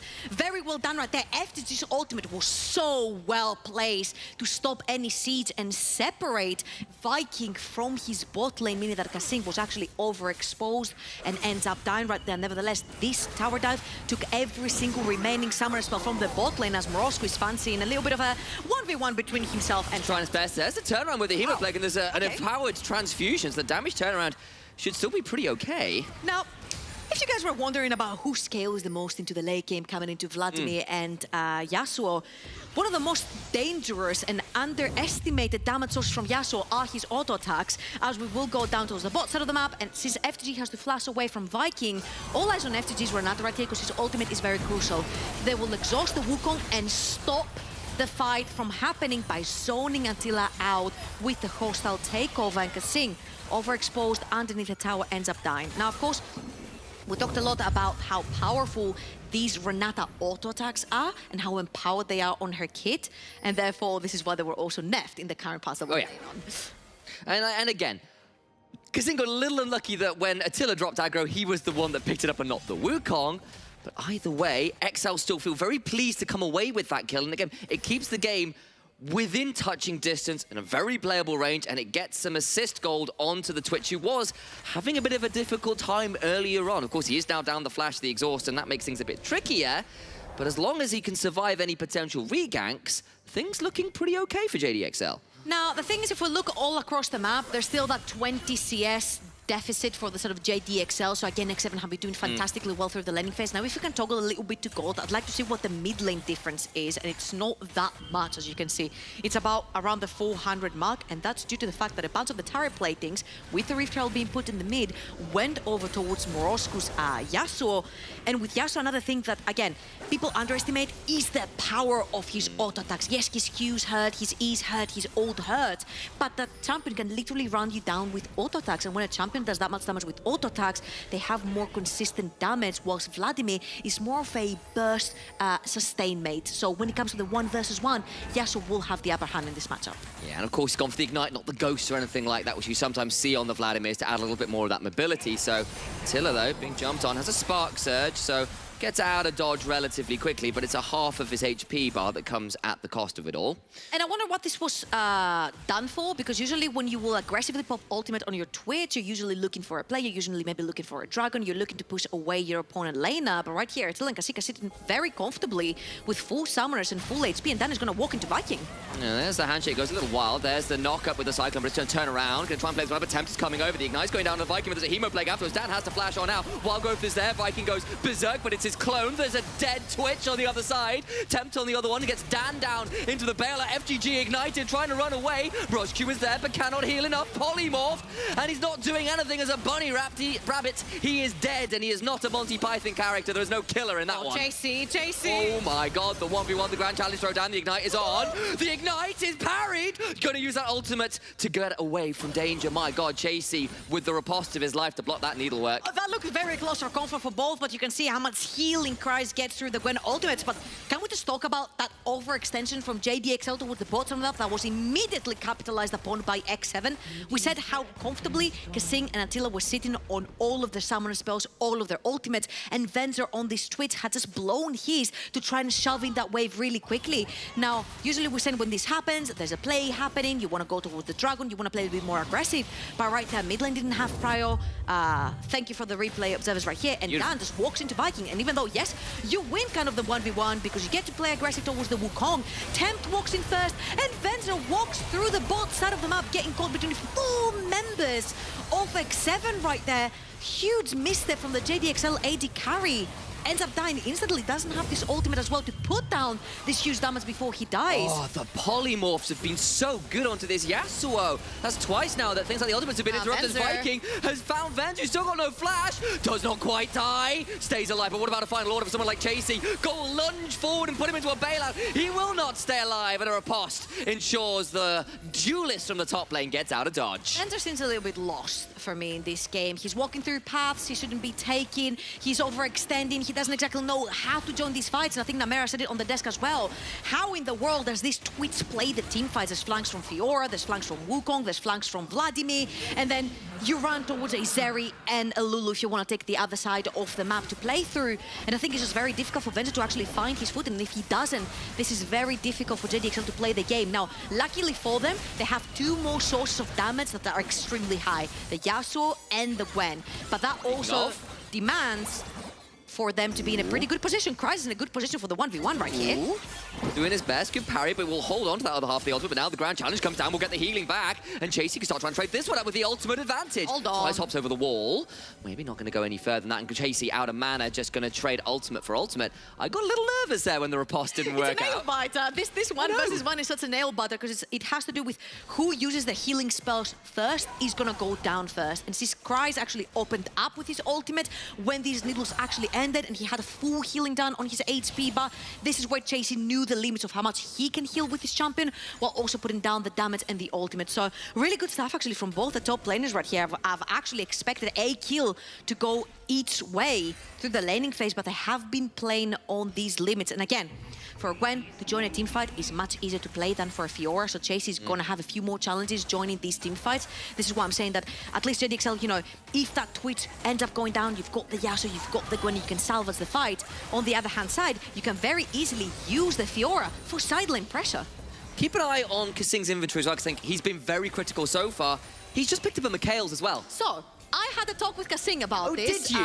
When Mickey X picked Janna together with Draven in LEC, I asked him, why is the Janna so good? And he said it's really good because you get to keep your laner safe later on in the fights, but the most crucial thing is that you build first that Mikhail's Crucible. And that means that you cannot catch your ADC off guard no matter what. And right here, playing into the Renata, into the Sejuani, you pretty much negate any CC thrown anyone's way. Being able to immune the huge ticket ultimate that is that Glacial Prison is such a massive deal. So I completely agree with you there. And I think that's some wise words from both you and Kasing. Took me a second. Well, mostly his. Yeah, well, yes. But you still put them across very eloquently. I was trying to be nice. Come on. Either way, Tower on the top side does fall. Next 7 find themselves up about 5,000 gold, and they've got the 2-1 Dragon lead. It's a bit of a tricky position for JDXL to be in now. That's a situation that I actually expected to go the other way. I was expecting Excel to possibly be ahead in the early game due to the fact that they had the Sejuani, the double melee laners as well, where you can play through, and then X7 win through stellar team fighting. Now, saying this, the fact that a lot of these outer towers have gone down is diminishing a lot of the vision that XL are going to have towards these river fights, and these river fights have definitely not been going XL's way. Every time XL has stepped up in the river, there have been multiple deaths for them, and X7 are more than happy to use their scaling, use the CC, use their frontal that they have with the Wukong and the Vladimir to actually force these fights in the river. we're just going to do a quick check-in. Let's here take a as well. break. Absolutely, just briefly, everybody. Remember, we do have a hashtag NLC Pets to allow you to join in with us here as part of the community. And we've got a wonderful Sleeping Apollo here from Crawler's Gate. And do throw those pet pics at us. We love to see them. We love to share them where we can. Of course, while we have got a little bit of dead time between the next objectives, it's nice to check in with the fans at home. Now, the thing is, we talked a lot about the glacial prison. That's the ultimate, indeed it is. Oh, very well done, Georgia. I'm proud we of you. talked a lot about the Sejuani ultimate, but another crucial spell is the Flash Q from Dan. If that hits onto Attila, then the Yasuo ultimate can follow up, then Handshake can follow up, and with Viking. 20 damage. Speaking of flashes on jungler, Venza gets jumped on, but Viking gets pulled back with a handshake. And it keeps Venza alive, but the flash on the Twitch being down is a terror! As Temp just deleted, there's no way for Venza to go! He's gonna die, there's Mikhail's afterward, Temp's got wild growth as well! They're finally trying to turn it around. They'll get him, it's a 1-for-1 now. Oh! Turn around! Roshu lands the ultimate, he's trying to run through the fight. Viking the back end of it, gets knocked out, and they'll take a mid and a jungler. Brutal turnaround from JDXL after what looked like a clean pick onto the AD carry. The rookie from JDXL stepping up, holding on to his ultimate. Hold on, because they're not done yet. The JDXL is going to be popped in the mid lane by X7. JC are pretty healthy. Does have the parry, will immune the permafrost. Cries trying to run away. So low is everybody. Rusku gets a knockup, but he's been polymorphed. And JC on the Fiora will turn that one around as well. Remember how we said that for Fiora it's a little bit more difficult to play the front-to-back fights, but when everyone is blinking health bars and she's got her passive stacked onto everyone, she suddenly starts sneaking in that poke damage by hitting the vitals, then you can suddenly all in, and with the help of a Lulu right there buffing you and speeding you up, it's very crucial. Now again, Venza, they see blood, Viking dives in, flashes onto him, Renata very powerful, keeping Twitch alive, but Tempt overextends, dashes in, he gets exhausted on his ultimate, which means that not only does it not do a lot of damage, but he also gets slowed on his way out. And very crucially, Morosku, he's like, if you guys don't have any spells, I'll freaking do it myself. Hits Attila with a knockup, then follows up with the ultimate. Again, the rookie, very important there to get these ultimates even himself after every other spell has failed or is not on cooldown from JDXL. But X7 are on a very important win con, and that is the Ocean Soul, which will be coming up in 5 minutes. Got to keep an eye on the only flash remaining on JDXL is now on Dan. Venza is in such a difficult position now in this game, and look, You know honestly, what? you're like, I feel like Venzer's getting low-key bullied. Of course in he this is. game. Well, that's literally what Temp's job is here, is I dive on Venza and I try and get out with Pool. And the turnaround was good from XL that time. Maybe it'll be good enough here as well. Does get permafrosted, but it's got some healing. Has a Pool as well. The Hemoplague comes down. Try to trade this one out, and that'll be Cries getting Temp at what cost? There's the bailout. It'll be a solo laner for a solo laner trade Attila over the wall, but he's getting ulted. Has to flash out the other side of it. Oh, X7 played with milliseconds right there, because X7 knew what the Renata ultimate cooldown was. FTG didn't have it up for just a couple of seconds. That means they can bunch up into this choke point, get a bunch of damage down with their Vladimir, and trade top laners at this point. So very well done for XN. Had they fought a little bit later when that hostile takeover was up and available through that choke point, it could have meant really bad stuff. But let's keep a track always of summoners, because Attila's summoner just went down. He doesn't have his flash available right here, and neither does Venza. But in 3 minutes and 45 seconds, Venza will have his flash up and available, which is very important. Having all these flanks coming in from X7, and Attila doesn't have his, which means that with Dan's flash available, a flash Q is a big possibility to start a fight. Absolutely is. And, you know, let's give some credit there as well. That was a nice turnaround, because literally, I think it was like, what, half a second before the Hemoplague healing comes through. And Temp just gets to walk out of that. But Cries gets that edge, and they are some nice edge fights. He has 2 in a row, honestly, where XL, despite being behind in this game, are doing a really good job to keep things in. Chasey's second item, as pointed out by George, well, will be the hull breaker as well. So less of a teamfight option, more of an ability to be a real obnoxious threat in the side lane. So the thing that I've always said about Dusty and Riddle is the fact that they always have a split posture, but always the 4-man core units are very strong and undiveable. Right here you've got Wukong, Vladimir, Zeri, and Lulu. All 4 of them very squishy. We've seen Dan pull the trigger on either Tempt or Viking, and they go down really, really fast when the rest of the members of XL are there. So for Chasey to actually commit commit into complete and utter split push and try to end and create pressure through there, I'd like to see what XL can actually do with the numbers advantage on the map.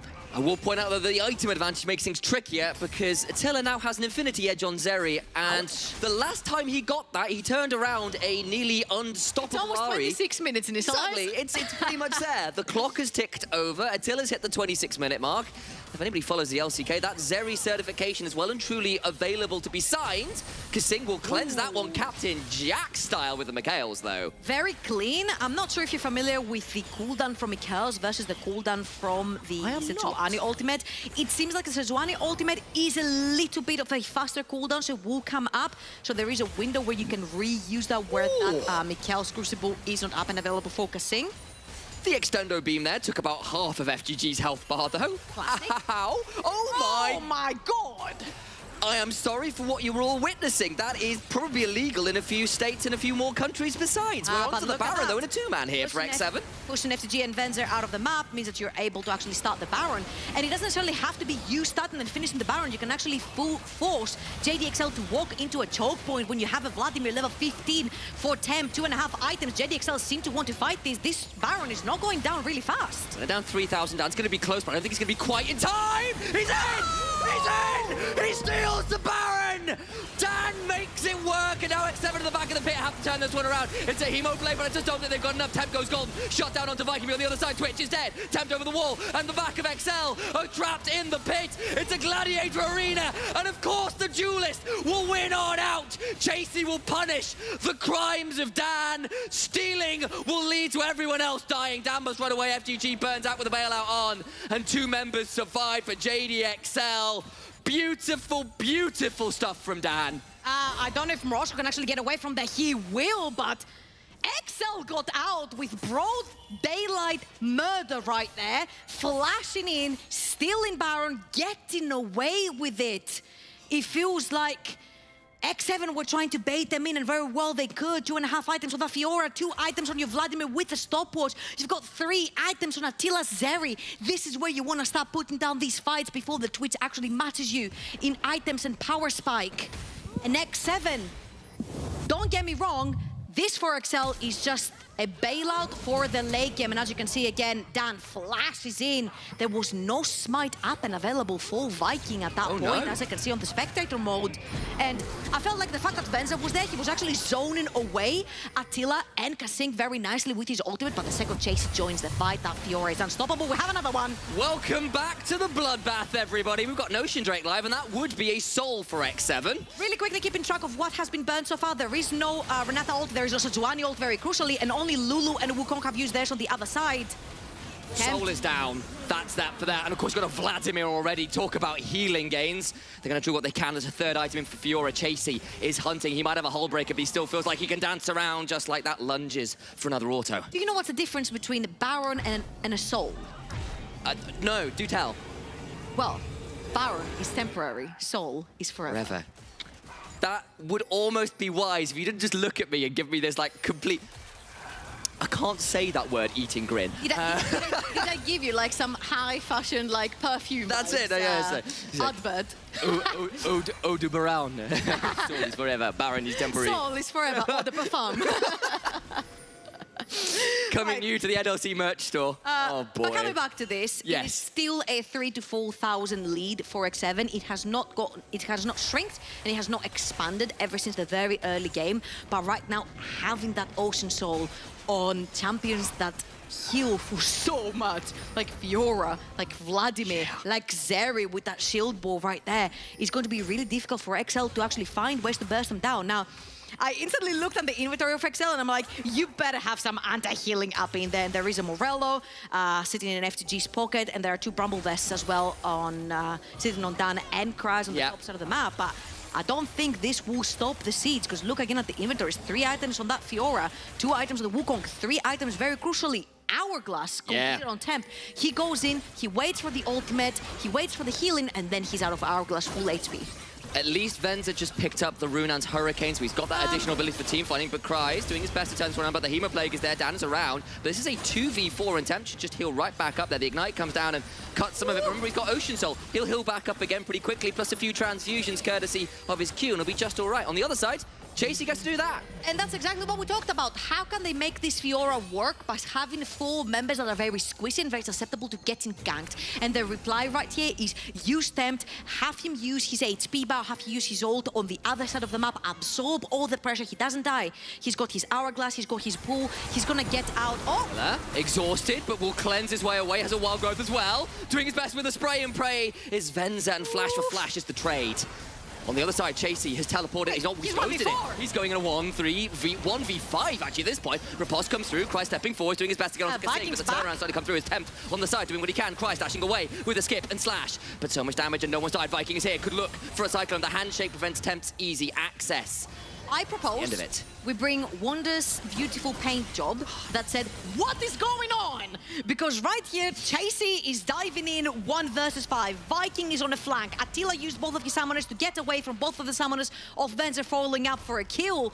And I am so happy to see that both of these teams are not waiting for that late game. They say, screw this, they want blood, and this is what exactly we were anticipated when we said this is the biggest rivalry the NLC has in 2022, and this is the first best of series we will get to see this year between these 2 teams, and it is delivering, even though you see the scorelines, you see 0-5 on the tweets, 1-2, 1-2, 2-2 on the side of XL. 5,000 gold deficit. They have been putting up the fights, but X7 have never let go of that gas pedal. But very importantly, again, now that Attila does not have his summon stuff available, he has Kasing with Mikhails, and he also has his own Guardian Angel. They have to kill him twice. He is so tricky to deal with. We've seen what Zeri's can do. I refer to the likes of a Zeri with a Lulu most recently. Upset got 1,800 plus DPM on it over in the LEC when Fnatic was fighting for playoffs. Attila set up to try and do the same in this game. Prison goes wide. That's a fairly big tool. What about Viking? Well, they look to turn around as Tempt and Chasey are doing the 1-3-1. 1-3-1-ing has fallen off the meta just a little bit, but X7 are going back to it pretty successfully at this point. It just works right here because look, they're putting pressure towards the bot side of the map. They know that Chasey has that teleport. I want to remind you that it was a miracle steal from Dan. Oh yeah. From JDXL that took away that X7 Baron, but X7 won the fight. So right here, you've got 4 items onto your Zeri. You definitely want to be picking up these fights. Chasey level 17 as well. If XL walk into this choke point, they're walking into a 3.5 item Tempt on this Vladimir. Here we go again, X7 pulling off the Baron, still down at 8,000, they keep it procced. Dan thinking about going back, they think it's a bait, they think it's a turnaround. Look at the other side though, Chasey onto an inhibitor turret with Cries there. That ultimate goes wide, that's a massive deal. What are they going to do? It's already gone, Dan won't be able to get there to contest, he's recalling. He's gone back and they have to try and get out of there as all the while. X7 this time, do not allow the flip to happen. So the second that I think Cries pops his ultimate, XL have to actually call off that fight, and X7 knew this very well. The fact that Chasey is able to pull off Cries' ultimate without using his is huge. Remember what we said, if one champion uses their healing first, then the other one knows how much wiggle room they have for this 1 versus 1. And the Fiora right now is massively winning onto a side lane, having that whole breaker for that extra push underneath the towers. And right now we've got Elda, 35 seconds. The team that wins takes it all. Oh, but yeah. X7. when you're going into this fight with an 8k gold deficit, it's really difficult. Eyes on Viking's inventory. He knows exactly what play's going up. He's got an Elixir of Wrath ready to proc. He knows exactly what happens. And XL have done their best to make sure they've still been within touching distance of this game. It's just so hard. Now it's Chasey. Real quickly, no carries have flash. And Chasey is still looking for for his first inhibitor tower, but no carries have flash. Attila, no flash. Venza, no flash. Whoever one goes down first ends up losing, the team fight. Chasey ready to start dancing around with death. That item complete in his inventory. Cries down to half HP, and Chasey ignores it all right now. Another big lunge, and she's got the ghost. He's going for the solo. Cries is gone, the tower is gone, and now the Elder Dragon is a must win. But you're damned if you do, you're damned if you don't. There's a Fiora in your base. They're gonna try and start doing the fight, but X7 just need to hold them here. Benz is gone, has tempted the backline. Exsanguinates them all. Vladimir with a double kill. Chasey in the base. The 4v4 is X7's. The 1v1 is X7's. And game 1 is X7's. We wondered if Chasey was gonna be able to use that Fiora on the side lane. The answer is yes, and X7 are gonna be picking up the first game in the Legendary Series that we've been waiting for since spring. We asked, they delivered. X7 with style managed to bring this game 1 to a close. XL made them work, but it was still a good, strong win from X7. Score of all time between X7 and JDXL, 4-1 to X7. That was a very competitive game for game 1 of a best of series, because usually we see a little bit of a lower caliber best of 1, if you will, because teams are trying to warm up to their opponents and how exactly they want to play the game. But in this one, they went in straight from the get-go. And if we're gonna have 5 games of this, I'm in. Yeah, they were ready, well and truly warmed up for that one. The punches were flying from minute 1. We'll throw to the desk to break down that bloodbath of a game. A clean game from X7. If you think you would be the only one with the eyeliner trouble, think again. War paint, buddy. War paint. Like, our makeup artist is on a new level. Well, maybe this is just like a really intricate cosplay of like Cries after the 1v1 against Chasey. It's just like, boom, hull breaker across the face. Oh, that's a thing. That's actually a thing.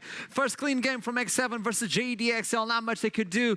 We could talk about the draft. We could talk about execution. Let's do that one. Because even though X7 had the leads on paper, JDXL did attempt something to do with this game, but it's not easy, is it? No, because we kind of walked out of that draft, and I was really quite worried for XL. Now, we said, okay, there's a lot of burden on Dan. There's also a lot of burden on the lanes as well, and that's something that we didn't touch on as much, and we definitely saw within game, particularly in that top lane. We talked about it as win conditions for both these teams. Get Chasey on carries, get Cries with a preferential matchup. They both tried to do that, but of course, Chasey came out ahead. And there was one topic we brought up, the idea that Twitch versus that composition, and it's not easy to execute. It's the first replay we have for you guys, as Twitch does a really good approach on the team fight, but gets deleted. I mean, yeah, it's just an uphill battle for Venser and the JDXL squad in this one, right? I mean, we see here already, maybe it's not looking as grim. I mean, Dan actually gets kind of one-shot here by the Vladimir attempt. And after that, I feel like I struggle to see kind of where the identity of JDXL is. I mean, Naimera, you were speaking about how Sejan Dan has such a heavy weight on his shoulders this time around to like snowball his solo laners, but just feel like it was so hard for him to set up the ganks. Particularly in that play as well, Venser is just like in the middle of nowhere. Yeah. If you're playing this composition, you need to be very, very, very respectful of where your Twitch is at all times, because that champion is so hard to play in this composition. You're given a hard job. There's even more burden on you to kind of stay safe, right? And you're almost expected not to. It's just been like, how much can I get the enemy to use on me before I die at that point? But once you start losing these individual fights in the early game, it gets that, each time you take a fight after that point, it gets harder and harder. And we're deciding who goes to finals. We're deciding who goes for the main stage of your Masters or who's going for play-ins. There's a lot of menacing teams on play-ins in European Masters. At this time, with a team that is trying to adapt, recompose, and relearn how to play League of Legends between themselves, JDXL, shouldn't they go for the draft that's easier to execute? I mean, I'm bringing a tough question because this is a tough one. The thing is, what I like about JDXL and Torok especially, this guy has been able to throw so many curveballs, you know, through his history as a coach too.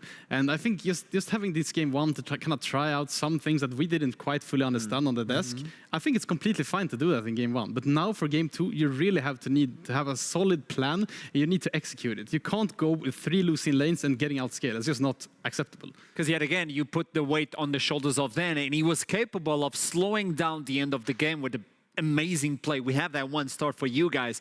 It was just beautiful. Can you guide me through this one, Naimera? Well, absolutely I can. When we get that replay. When it shows up. When it shows up. Don't worry, guys. Don't worry, guys. The Baron Steel, that's the one I'm trying to bring it up because that would be over. Yeah, because this is, well, I mean, Dan does a fantastic job of getting into the pit, but even with this, right, like you're still trying to find your battle lines. And as we were saying, each time you take a fight in this game and you lose, it gets harder. By this point, you see the score line. X7 are already in a significant advantage, and that means you don't have cooldowns after you've got into the pit to shut down the Fiora, to shut down the Zeri, to get on top of any of your carries. Yeah, they do end up taking that Viking. That's all well and good, but that's one person amongst several carries arrayed from X7. And if we're talking about XL in terms of the woes that they came into that, let's talk about it from X7's side, because we said one of their strengths is great individual performances being backed up by now a sense of discipline and cohesion. That is a great fight to really showcase that. Every single carry is threatening and they're doing their job. Before we jump into the second game, there's a lot of things I would like to approach. Sadly, we don't have enough time for all of those. But JDXL started with the blue side. And you brought something up on the green room, the idea that if you go for the blue side that has been keen to be the first pick for every single team throughout the entire world, you need to have a good blind pick to the top side. Somewhere. Yeah, and that's the thing. Right? I feel like we're kind of struggling to see where Kreis has that pick into Chase, because once again, X7 on the red side, they kind of want this style. They want Chase to have the last pick, to go for the Fiora, go for the Jace, go for the carries, right? And Kreis not being able to blind pick a champion, he doesn't get rolled over this game, but he doesn't win either. So I think that's kind of where we're struggling to see where JDXL can get ahead. Maybe just go for the red side. I was about to say, I actually think XL need the red side. I think they need to do that at this point, because I think that they are creative enough to deal with the power picks which X7 can throw at them. I think they are struggling when there's not enough stuff on the table so far for them to really start making a more cohesive draft. I think red side could work for them for the counter pick. This first game was a good tackle coming in from X7, as we're going to throw it to the man, the myth, Torok, that needs to talk with us and showcase us what we can expect from today's JDXL. Take a look.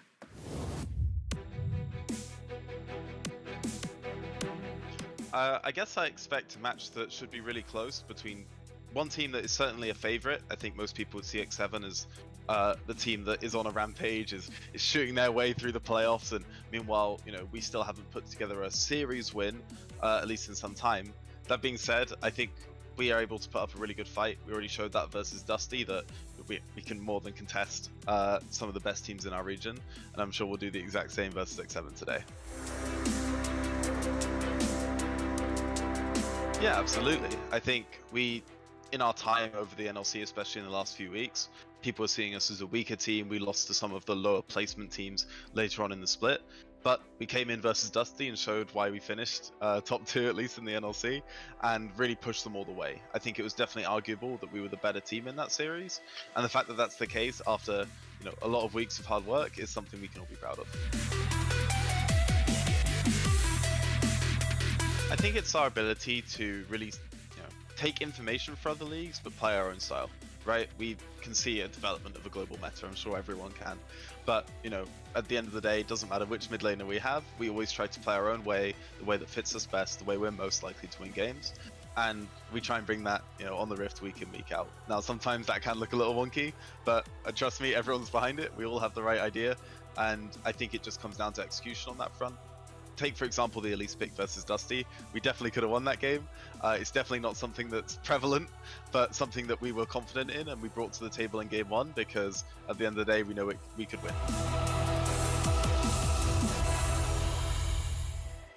There's definitely been a rivalry we've been nurturing between us and X7. And in terms of being the 2 biggest teams, I think that's been true for the majority of the year, right? If we look at spring, we look at summer, I think we were the 2 teams with the highest ceiling, even if we didn't place as high, right? But with our roster change, I think it's important to also note that, Bifrost in spring, Dusty in summer, they're both very good teams in their own right, and definitely have been in that conversation for, Dusty already in finals, right? So I think it's fair to say that, with the roster change, with everything going as it is, yeah, I put us in the top 3 teams, but, we're not the only heavyweights in the competition. Well, I can say that's definitely not the case for at least 4 of our players, at least on a match day. Everyone's played against X7 before, right? And no nerves there. I think in the case of Morozku, I suppose we'll see, right? It's his first official versus them. He's not played versus Tempt or, such a high quality mid laner and official, so to speak, right? But I think we have the, I've seen this guy in scrims. He doesn't care who he's playing against. He didn't care versus Backland. I'm sure he won't care versus Tempt. We'll come out there, we'll fight him, and he will die. I think definitely the bounce back from the team after our mid-split roster swap is naturally something none of us wanted to do, especially so late in the season, but we felt it was the right call as a team, and when it got to the point of, we had to clutch up, we have to show that we're a team worthy of representing the NLC, we really put the work in, and I think it was clear in that Dusty series that, regardless of how the result goes today, regardless of our performance, we're capable of reaching a high enough ceiling to really, make the NLC, represent the NLC in a way that we could be proud of. I just want to say thank you to all the XL fans who've been supporting us through the split, as well as everyone who watches the NLC. I feel like the split has been one of the best in terms of the actual support that we've received as a team, and that's just incredible considering how rough some of the weeks have been. So I'm really thankful to everyone who's been tuning in and supporting us, and I'm sure we'll try and deliver when it comes to EU Masters and the rest of the playoffs. JDXL is aware that they're fighting monsters today. X7 are looking like one of the best teams in the league, regardless of what anyone can say. And I need to bring the information that JDXL picked yet a red side. Oh, so they've done it. All right. Okay, so the logic checks, right? I mean, that's what we were kind of feeling. And one thing I noticed against Dusty, and I think we saw it in that game as well, is that they tend to really thrive when they have, again, winning jungle, winning top matchup in terms of the impact they can have in top lane, in terms of the laning phase, and in jungle in terms of how they can impact the map. I think that's where they should aim, and if they're choosing red side for those counter picks to achieve that, that should work. It checks out. It seems like they have the plan crossed out for the second game. What do you think is going to happen on this one? I mean, I just think it's good to know, because they know for sure that blue side is the most picked, right, over like LEC and all that stuff. I think it's just respectable to realize, okay, guys, maybe it's not for us. We picked the red side against X7. I think for sure they have a better chance this time around. I would say both sides favored both teams. At this point, I say JDXL is going to fare better with counter picks. X7 is better at muscling versus JDXL. So I think it's going to be a tough of strength. And talking about test, well, we wanted to see where you fall upon. Who do you favor right now, Twitch chat? So that's why we made a vote. So let's showcase where the Twitch chat, by the way, Twitch chat has been correct 90% out of time. So on playoffs, Twitch chat is big. Look this. Oh, that's better than me. They're smurfing. Nice. 69. Stop the count. Stop the count. It's 69 versus 31. It checks out. I mean, based off of that game, it absolutely does, right? And, we have talked a lot about the XL kind of thing, and because we are now sat here thinking, how the hell does XL take a game off X7? How the hell does XL come back into the series? Because X7 was that damn good in game one, and we know that the other teams in the league very much regard X7 as one of the strongest teams out there that they have yet to face. Whether they're good enough to beat Dusty, if they meet them in the finals, that'll be a great series to see. But in this game one, they showcased their raw individual strength being tempered by actually good amount of coherency in there too. They are becoming a very scary team.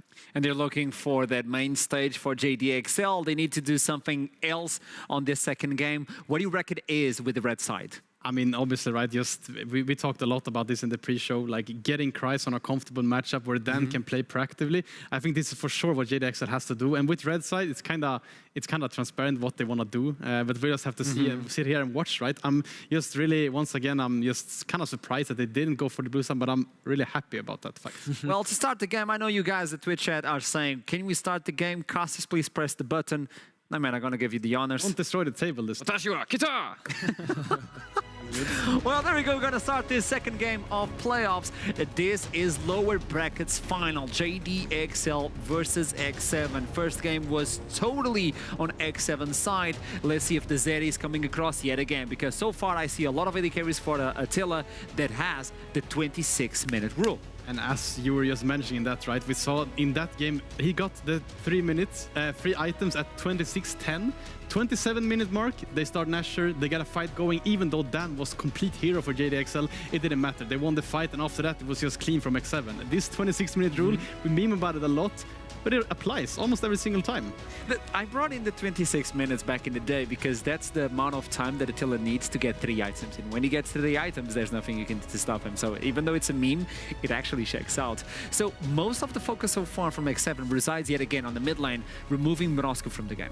And I think that makes a lot of sense, right? When you know that Morozko is a person who plays a set of champions very, very well. They are of a similar archetype, though. They are the typically high mobility playmaking assassins. A lot of them are melee as well. The Ahri's kind of the odd one out with that. But with all of these bans on the table, Zeri's left open, and much like Upset and Fnatic, I think Attila is one of these players which makes me rethink the Sivir-Zeri matchup. When Attila gets their hands on this champion, I don't think that Sivir is actually the better version of Zeri like I would do in other player matchups. That's my question now. Do you pick the Sivir? Do you reply with the Sivir? Or is there anything to reply versus the Attila Zeri? Ooh, oh, you know what we can He's do? back! It's not the AD carry, but it's FGG Rel. Talked about him in pre-game 1. He can be a difference maker. This guy, again, this hot shot zero to hero superstar going up from like amateur to top of NLC. He's on his favorite, most famed champion in that rel. Oof. I mean, this is just what I love to see, right? I saw FEG pulling up some of the best montage play. I mean, this guy is just popping off, as Arsham loves for me to hear. On this rel, they actually decide to not go for the severe. The thing about this, which I like, we talked a lot about this, I think you in Trouble, Nightmare, you talked about this. What do you really counter with the Ser, right? You can match with the severe, but then you're kind of forced to pick the Jarvan because if you don't, the other team will, but other than that, you don't want to play the Jarvan into the Ser, right? Now, this adaptation is really good. Now you can third pick the Severe if you want, and then you can kind of leave the Jarvan to ban. But you've already locked in that Wukong, right? So you got the Wukong rel. You know you're going to have like these big, like clustered up, clumped up team fights.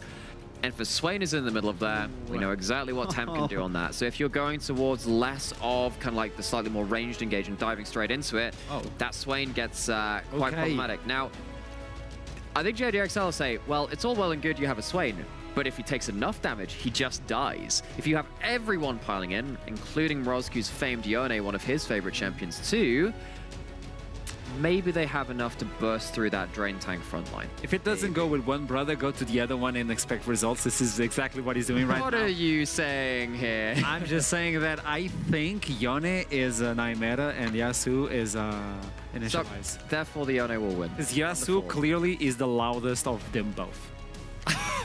What is going on? I saw out for a bit of the draft and I always go for the crazy picks, by the way, chat. I know you have a lot of new viewers, so welcome to the NLC. I'm going to pop it up. I'm going to bring it up. I think Samira would be amazing right here. It works really well with the rel, actually, and it allows you to go...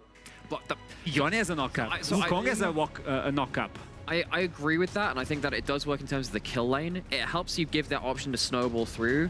It means you have to win early game again, though, and they didn't do that last game. So while I agree with that angle, it's risky. Yeah, the thing about this, you're mentioning it too, right? You already have the Yone, the Wukong, the rel, 3 melee champions. Tempt or they lock the Swain, man. If you lock Samir as well, you're kind of... Ooh, goody, another melee. Swain too. I mean, you're what, kind of the wet dream, right? And we see, actually, when they're going for the Tristana, this is once again, as you said, right, Namir, they have to snowball the early game.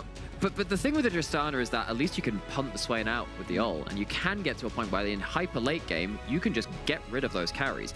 This lane in the Tristana rel is one which I thought we'd be seeing actually halfway through spring when Tristana was buffed, got like 50 bonus HP, base HP, even before we started seeing durability patch come in. It just meant that Tristana could brawl earlier. If you can start getting on top of the Renata and the Zeri in this lane, you don't get to stop that matchup very, very easily. This Tristana could do a lot of work if JDXL are willing to play around it. And we talked about this so much, right? FEG being kind of the zero to hero for JDXL. Now he's on kind of his signature pick. And we also talked about how it's just so important for him to kind of link up with Dan. And this game, he can really do that. Sure, you can play towards that bot side to Venser with the Tristana, but he's going to win that matchup 1v1 against the Zeri 100% of the time. FEG is going to be unlocked this time around, and I'm just really excited now for seeing what JDXL can bring. But if we have, you know, signature champions XYZ positions, Viking on his Rex side. Oh my god, I didn't even see that. So, Viking, matching a little bit of early game with a little bit of early game, the Rex sides come out to play. Oh, I mean, this is what I said, right? I had it in my draft as well. I was getting trolled a bit for it. Viking really, fits really well with his team. I mean, oof. This game is going to be spicy, man. This is going to be a banger. But the Sejuani comes back. This time it's going to be in the top lane, and it is the counter-pick top lane that we were waiting for. So, JDXL, now they have a whole lot of engage. I'm sat here looking at XL's comp, and I think XL have a great way to finish off that first person really, really easily. You kill the first target into the fight well. What that means is that Kasing is going to have to be on absolute double duty here. That ultimate, that hostile takeover has to be very, very good to punish JDXL's engages. And also, that bailout can really thwart what XL want to do. I think it's a much more even draft this time around. I think this is going to be a fun one. Yeah, I mean, I just have to agree with you, right? I think JDXL, I talked about how in game one you can kind of throw out the punches and see what happens, but now I really wanted them to have their kind of identity, right? And they really put their cards on the table. I really like what I'm seeing. Then put the cards on the table and give me a name. Who do you think is going to win without any sort of analysis? Okay, so I said... Yeah. I wrote in my notes, if X7 wins game one, it's going to be a 3-0. But you should never go back on your word. But I will do it this time around. I think JDXL will go 1-1 this time. Okay, so it's going to be JDXL. What about you, Nightmare? He's lost. He's lost, guys. No, I'm going with XL.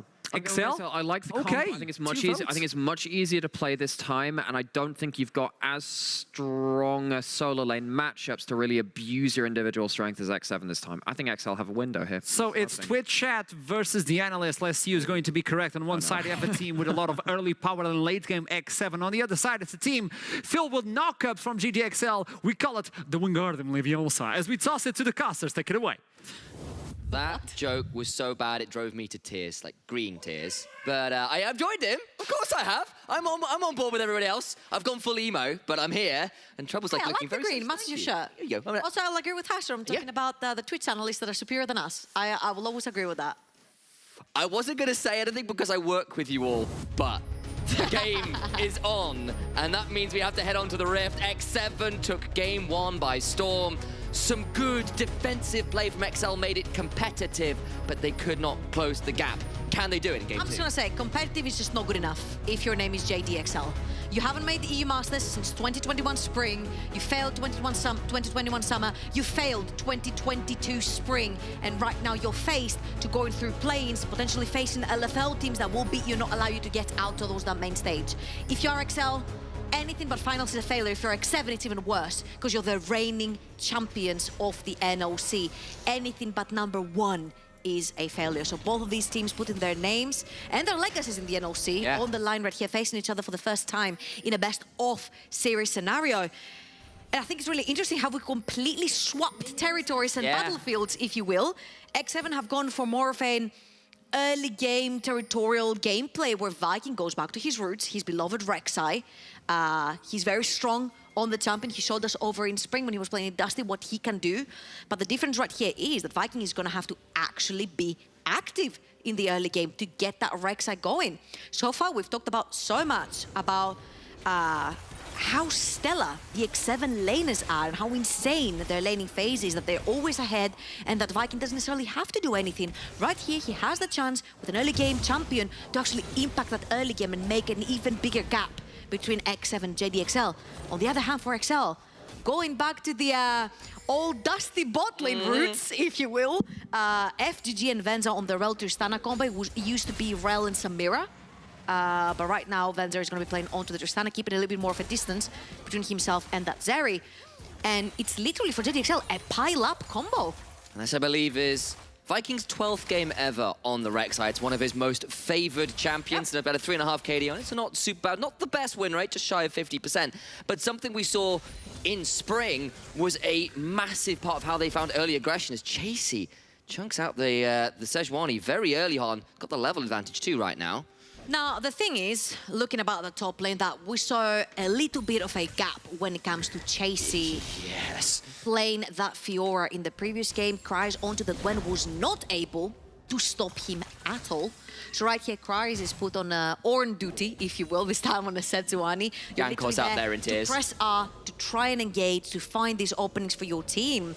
And Chasey this time, he's not necessarily on a split push threat, if you will. He's going to be trying to be looking for those picks and having 4 melees on the side of XL, piling up on a member of X7. These casts, these body slams are going to come into huge use for the side of X7. Vikings gone for a very early invade, knowing Dan's on the other side. Should take that away. We'll have a tunnel available as well, so just gets on out. And Dan going to be down his Grump, which is a fair chunk of that early XP. Everyone else from JDXL, they're going to come and try and take a hold of this Scuttle Crab. I don't know what they want to try and fight this, though, to X7. Thing is, Dan doesn't have an easy way of getting the Scuttle Crab because Wukong usually has big use of the Smite. He doesn't have any form of CC to break the shield onto the Scuttle Crab. So usually you'll see Wukong use the second Smite on that Crab if they want to secure a Crab away. Oh, massive never move. Roshu has to flash straight away. He wishes he played Yasuo now. Yeah, I know, right? Maybe we'll take this opportunity as well as, actually, I don't know about this one, as Cries is teleported back with only 3 CS to come back and maybe trade onto Chasey here, but... But Viking's making his way up. He does have his flash available, so if Cries overextends, he does know that the Rek'Sai is going towards the top side of the map. Viking actually showed in the mid wave and he showed going towards the top side. So Cries, of course, there is no flash played on the Sejuani. It's usually teleport and ignite, and that's the case for Cries. But right here, his wave is going to be pushing, but Dan is going to be around to 8. He's on a level 3 Wukong, though, versus a level 4 Rek'Sai. Yeah, always a bit of a risk. And, of course, Viking's going to pull away from it for now. And, of course, Dan's rightly pinging that one out, saying, look, he just took the scuttle on the bot side, he'll be going for the one on the top. Got to be aware that that Rek'Sai is lurking, especially having seen him go across the mid lane just beforehand. And let's take that opportunity maybe to talk about Mrozq here a little, as a player who's really had a bit of a glow up from his rough entrance to the league in quite difficult circumstances. Coming into playoffs with just a little bit more time, has been a much stronger player. Still a bit of room to grow though, however. I think mostly confidence is the key here for Mrozq, making sure that he is given the opportunity and the space and the place and the time to actually shine on these individual high skill ceiling champions that he likes to play. The Salaces, the Aries, the Akalis, of course all banned through the picks and bans, but you can see how XL really relies on his mechanical prowess to make the plays for them. And through the regular Season 2 playoffs, you'll see that a lot of the things have gone better for him. He doesn't fall that much behind in laning phase. His KDA has improved, kill participation. XL was not known to be a team to play around mid lane. It's mostly dive bot lane or dive top. And let the mid lane do what they want, right? Exactly. And the problem is, I'm going to hot swap this one straight over to Temp, because the problem is, that's all well and good, but you're looking at arguably the best damn mid lane numbers in the league. Nearly 80% kill participation. And then a holy 778 DPM. This is what makes Viking go down to 50% kill participation in the early game, because this guy takes the kills on his own, and very rightly so. Look at his numbers. His KP, 80% almost. That is more than a jungler. That is more than a support that we would usually typically see as an average for both of these two that usually like to roam the map and create opportunities.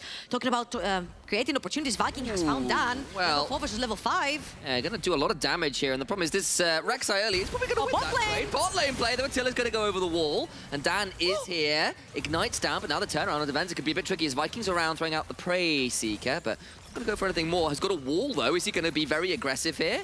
Gonna be spotted out by that ward in the bush. I think they'll be safe enough for now. And Attila this time, because he's not playing into the Renata and he's not playing into the Sejuani in the jungle, he's running Ghost instead of Flash. Handshake out of the rocket jump means Venza now has to flash. I genuinely thought Viking would flash for the knock-up to boot that one up afterwards, but Venza gets out alive. I think Venzer has done a few oopsies in the lane, if you will. The cleanse was up and available. He could have cleansed with a rocket jumped away, if you will. Burnt his flash, very crucial now, means that Viking is gonna have his sights towards the Yordle down in the bot lane.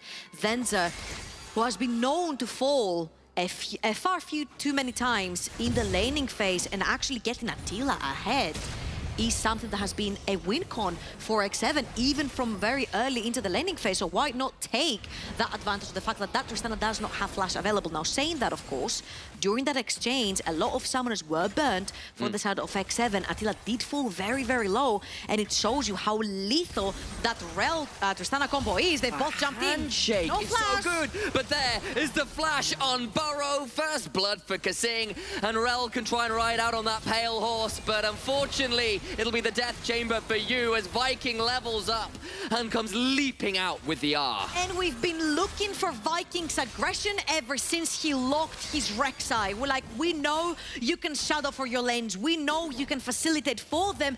Can you be the carry and the early game aggression that they need when you have the Rek'Sai? The answer is yes. 100% kill participation, 2 deaths down for JDXL on that bot lane. And if we look at this again, they're going in. Beautiful handshake from Kasing to stop FGG mid-air. And the second Venzer dives in. We know that his flash is already gone. FGG doesn't have his flash available either. And because Dan is not level 6, he cannot participate in this fight. Really nicely played towards the bot side for X7, and 2,000 gold in the lead, only 8 minutes in. And of course, we mentioned it with the Rek'Sai, you need to get ahead in the early game for the champion to have some sort of importance. Because come the late game, there's way too many beefy players on the side of XL, which Rek'Sai will not have a very good time versus. Doing their very best to make sure that's still playable, but the 2 kills are still gone over. And the thing is, it's still going to be quite difficult if tempting Kasing are on point to get to Attila. You've got all these beefy frontliners, but you've still got to run the gauntlet of the Demonic Ascension, of the hostile takeover, and Attila with early advantages could be a bit scary. You know, I feel like we have also criticized a little bit the positioning of Kasing and the laning phase. I think Kasing, regular speed versus playoffs, it feels like the guy goes through some sort of buff. He really wants to get into that EU Masters, and he's showing up for it. I feel like when it comes to a lot of the Renatas, if you look over on the LCK and on the LPL, the supports right there can stop a Lucian mid-E with Renata handshake. As I'm saying, this Viking has found FGG. FGG has to dash away, and there's 4 members of X7 down there. I think XL really have to respect that. They're about to get, like, tower dive. Venzer needs to be out of dodge immediately. There's Tempt, a big knock away for now, but Viking will make sure it's a rush of Void to the head. Massive kill as Tempt demonically ascends, and maybe FGG can survive for a little bit longer, but they just drop the aggro, they run back to him, they'll knock him up. Viking goes on a killing spree. Kasing stopwatches the tower shot, and that is a much cleaner dive than game 1. Big blunder from JDXL. You know your map is towards the top side of the map. You know that everyone from your team is top side of the map. There is no TP on Christ to join. There is no TP on Roscoe to join. You should not stay underneath the tower. FGG read the memo. Venzer did not. He played aggressive, he pushed forward. There's 4 members of X7 down the bottom of the map. They play that dive flawlessly. You see how they've been exchanging a lot of the tower aggro. You see how they're waiting for each other's CC to come off of cooldown before they engage onto the second member. Another flawless dash from X7, and JDXL, that bottle has been a head scratcher for 2 games in a row. Big knock up there, and Christ low enough here that Viking, if he can make this one work, goes straight in with the Prowler's Claw to the knock-up. Will now need to think about using a Void Rush, but it's just not needed. It's still on cooldown, and JC will tame the kill anyway. I'll say your favorite phrase, 100% Oh, yes. kill participation for Viking on that Rek'Sai. He was the facilitator, now he is the carry on his favorite champion, and JDXL are looking for a dive bot lane, but Tempt is the first one on the rotation. Yeah, there's actually a really good Never move there into the Visions of Empire. Means Dan gets chunked out perhaps a touch more than he was hoping for, but the bot lane is here to maybe ensure that this dragon goes down. There is Herald in the infantry of Dan, so that has gone down somewhere in the meantime. I think while some of the bot lane plays were happening, they'll summon it mid and use that as an option to get to this The dragon. map is falling apart for JDXL. They need to get something going. Venzer is just about to face check Kasing. Very lucky right there that Kasing doesn't get the handshake off on Venzer. No flash for him in the bot side of the map, and there's 5 members, 5 versus 5. This could very well seal the deal if XL lose this fight. FGG with a madness stop with a hostile takeover. Tries to make sure it doesn't happen as easily as they can, but Attila is taken down. Tempt to the backside though. Demonic Ascension's doing so much work. Roscu, nowhere to go. Golden is Tempt, but for how much longer? Turning it around. Tempt still healing, but Venzer hops in, trying to get some autos down. For one more, Venzer brings him down. But what on the other side? Viking, kill onto Roscu. And now FGG in danger. Dan gonna try and hop forward. Viking trying to go towards the tunnels. It's a 1 for 2 right now. The HP bars though of JDXL are pretty damn low, and Viking much healthier. Still has the Void Rush, and JDXL still have to back away. There needs to be someone that does damage on the side of X7, and luckily for them, Viking is still up. He has all the kills. He has GG's Rel is just too clean. Viking burrows his way away, but Fence is so low. Not dead yet. Viking could look for the ultimate. Needs to land the Prey Seeker. JC gets Dan. JC nearly gets Cries. My God, everyone's dying, and somehow the dragon's still alive. This could be so bad if XL actually lost this fight. They could have actually straight up lost the game. FGG on the Rel. Rel and his name are synonymous right now in the vocabulary because he finds these freaking engages back to back to back. And as you'll see, the second Attila is out of the fight, doesn't get to flash, doesn't get to ult, he goes down instantly. Temp doesn't have the items yet to be a wall in front of his team, to be that tanky. And that's what we mentioned about X7. The fact that, yes, you are durable, yes, you have sustain, but you are not tanky. Everyone is a pseudo-tank on the side of X7, the Rek'Sai, the Gragas, the Swain. So when everyone from XL piles up and they find this wombo combo engage that FTG provides them with, they straight up win fights. 2 sublime engages in a row from FGG in the same fight. The Dragon now about to go down. I think X7 will cede this one. They're still up a healthy amount of gold, and that Rek'Sai is a terror right now. You know what? When it was 2021, I think it was spring, when Advin was playing for XL back then, every Rel for me was Advin. Yeah. I accidentally kept saying Advin instead of Rel, or the player's name, right? It was synonymous at that point. And it happened to me with Spring 2022 with FGG when he was in Dusty. The second that Rel came out, it was FGG Rel. It wasn't just Rel. Now, of course, we keep praising it. 3,000 gold still in the lead for the side of X7, 4-0-2 on this Rek'Sai. But again, if you don't start snowballing that victory with the Rek'Sai will start falling off, and there's enough beefy members talking about snowballing. A 3-member dive on that mid lane. Roscu, Prowler's Claw, knock up. There's a Void Rush to reset the aggro. and Viking is just taking over this game. Honestly, huge pressure to Chasey as well. Pushes down his top lane wave, roams all the way to mid lane to shut down Roscoe on that Yone. I just want to reiterate how important it is to put the Yone behind, because once JDXL did this to Buckland versus in their Dusty series, Buckland never came back on that Yone. So make sure you shut down that carry potential from the mid lane on Roscoe. Is going to be huge for X7's team fights. And as you look at the inventories, you have that Rylai's and there's 4 melee champions on the side of XL, plus the Tristana that loves to dive in very close range as well. So once these slows are starting to come through, the body slams are going to start hitting. Viking is going to have space to play through his melee champion. Attila, he's going to have a field day. I mean, the bounce bros between Temp to set you up and then Viking and Chasey to knock him down with all their burst. The bounce bros. Indeed. Hey. It's very difficult to play around those towers, because there is so many ways to disengage, to get the burst, to get out and stay safe between, you know, 2 champions who build Zhonya's and someone who can reset aggro. Oh, wait.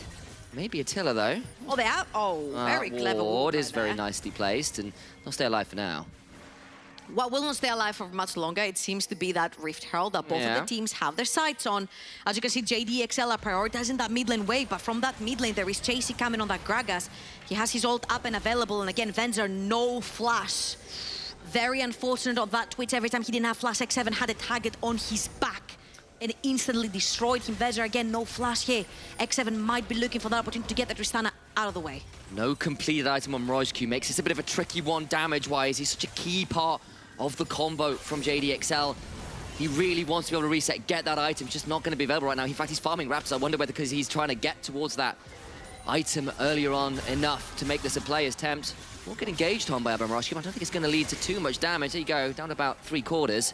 I'd say what's happening here is that if you look at Venzer, he's perma pushing that mid lane, trying to get that tower, which is very low HP. FTG is looking for that big engage. Oh, the hostile takeover gets onto a few. And that'll force JDXL to retreat. Nothing too much more to be found. Chasey over the wall. Has to be a little afraid of Dan and FGG. Yeah, I thought XL were trying to keep X7 busy into the river to try and get that bounty and that mid lane tower, which is going to help him so much with like finding engages with the Sejuani. But that hasn't been the case, because Chasey has been roaming and rotating like a madman, protecting towers, diving mid lane, but XL have their sight still onto that tower. They've not got much of a wave left, but they'll still get a hold of it anyway. The cask was burned to try and kill the wave, but couldn't quite happen, so it will therefore be a trade of towers. The Herald was used top.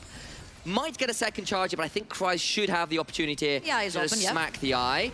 Knocked away, and I don't know whether that means there's still going to be the kill coming through. There it is, and thus that will be stopped. But that is now 2 towers down for X7 in trade of just the 1 for XL. That bot lane tower's not particularly healthy either for Very XL. importantly, talking about bot lane, Attila, in his first game, is not that far ahead of Venza. If observers, we can toggle onto gold real quickly. You'll see that these 2 AD carries, actually it's Venza, lead, 200 gold lead right here. And I think it's very pivotal and very important for both of these teams to get their AD carries ahead. We've seen what Attila can do. 26 minutes in, Ashram was saying it, 3 items. That's all you get. You get 26 minutes. You don't win by then, Attila's gonna run you over when he gets 3 items. And I think it's so pivotal and important for Venza and his confidence as well. He got bullied in the previous game to actually get some resources, get ahead onto that Tristana. A more early game pop champion as well. And the next Dragon's going to be coming up in 40 seconds. Both teams are all in River, and all lies again on FGG. Can he replicate and find these insane montage engages to get XL ahead in these fights? He's on Viking as well, who's 3,000 gold ahead of Dan, and if he gets onto that Tristana, there ain't no getting away from that, and Venzer's going to have to position as well as he can, as Chasey is indeed just looking here. Close prison lands, in goes Roj, but it's not enough time to tell us still staying alive. On the other side, Venzer! Void Rush deletes him! Viking gets his mark, Dan has to flash away, Viking goes after him, Tempt on the other side is a demonic god amongst men, and there is no way, no how to go out of that one. Faker would be pleased indeed, the unkillable Demon King in the mid lane, proving why from the LCK he came. And the LCK may go back one day because he is playing out of his mind this series. 13-3, X7. This game is feeling done. X7 take all 18 minutes into the game, 7,000 gold in the lead, 6 0 and 4 for the Madman in the jungle. Viking, who has been in the background for most of the games with X7, but he's straight up in the foreground. Even though Christ hits a fantastic ultimate, finds Attila into the backline, there is no follow-up. You know why? Because Tempt is stopping them all. And we mentioned how this could potentially be a problem for JDXL. You have 4 melee members and a very low range AD carry that loves to dive in. And this guy plays the Swain. Swain is one of these champions that wants to create space between himself and his carries. And his carries were completely untouched this fight. And again, major props to Viking, who is absolutely tearing apart this game on one of his favorite champions. The problem is Venza is just going to be target number 1 every single fight. If he gets hit by a Q, if he's in range for a Prowler's Claw, he's in so much danger. As Tempt will find Dan, but he's got 3 levels on him and a Rylai's. Who found who there? Yeah, exactly. I don't know how afraid Tempt was right there, let's be real. And on the other side, I mean, it's just a 2-level discrepancy in the jungle. That's always a scary point to be in. At this point, feels like Dan's not having an easy chance of getting back into the game because his camps are going to start getting taken on repeat, on cooldown by X7. And that's going to be the problem right here. You losing so many towers, that means also your carries start bundling up to try and push a wave, whether it's in the mid lane or the top lane, which means you start sharing even more XP, which means you start falling further and further behind. And right now, if we look at the level discrepancy, you mentioned it, 2 levels in the jungle. We have 1 level in the bot lane as well between Venzer and Attila. Attila has his second point on his ultimate as well. It's going to be hurting that much more, getting that many more stats. And we were worried, we were questioning, can Viking play the early game? Can he snowball the lead onto the Rex side? The answer to the question is absolutely freaking yes. But again, the usual suspects are having fantastic performances. Chasey on these Gragas, something completely different than the Fiora, 4, 1, and 5. Tempt on his Swain. I mean, we knew Tempt on the Swain and anything of that sort, absolutely showing up as well. And I feel like for X7, shutting down that mid lane was so much more important than shutting down bot, because it feels like if mid lane falls apart for XL right now, there doesn't seem to be any reply. No. I feel like a lot of the big hype-ups we've had, Chasey versus Kryze has not lived up to the expectation of this matchup.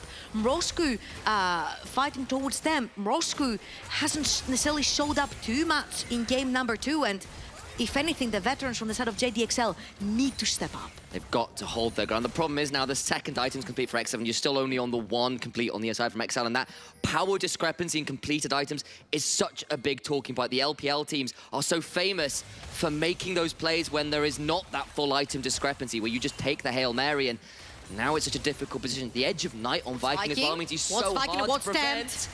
Can they take off that Edge of Night? He's going to find Tempt on the side! The Demonic Ascension is in. He's taken very low, though. My god, maybe they can find the kill. Not quite. He stays alive. The hostile takeover sends everyone berserk. Dan, with his clone, will get out to safety, but the mid lane tower falls. No one dies on either side yet as Attila throws down the lightning crash, and the health bar advantage means they can run onto the inhibitor turrets. Wow, X7 are taking actually everything away.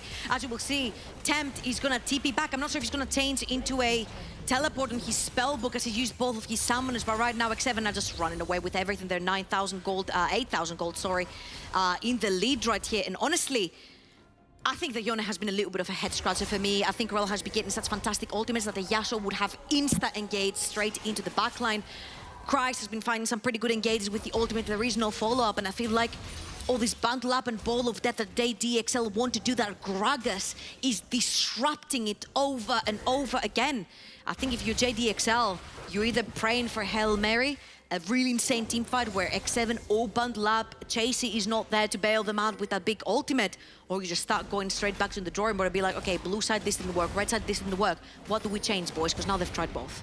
Yeah, and you can see, you know, Attila working his way towards an Infinity Edge. You've got the Imperial Mandate and the Warden's Mail now in for Tempt, so he's getting increasingly difficult to deal with. He's gone for the Exhaust, actually, interestingly, to try and deal with the first person that ends up in his range who's anything resembling a threat, but it's double stopwatch for the jungle and top lane of X7. There's that Edge of Night as well. It's so hard to actually shut these carries down on top of everything. Also, something that I've noticed here is that Kasing plays a lot more with facilitating items rather than more aggressive items. FTG played the Renata with the Sorelius, and right here Kasing is prioritizing keeping his carries alive since his team is a little bit more squishy than game 1. He goes towards the Mikael's first item when he plays the likes of Lulu, and Chasey is looking for Venza.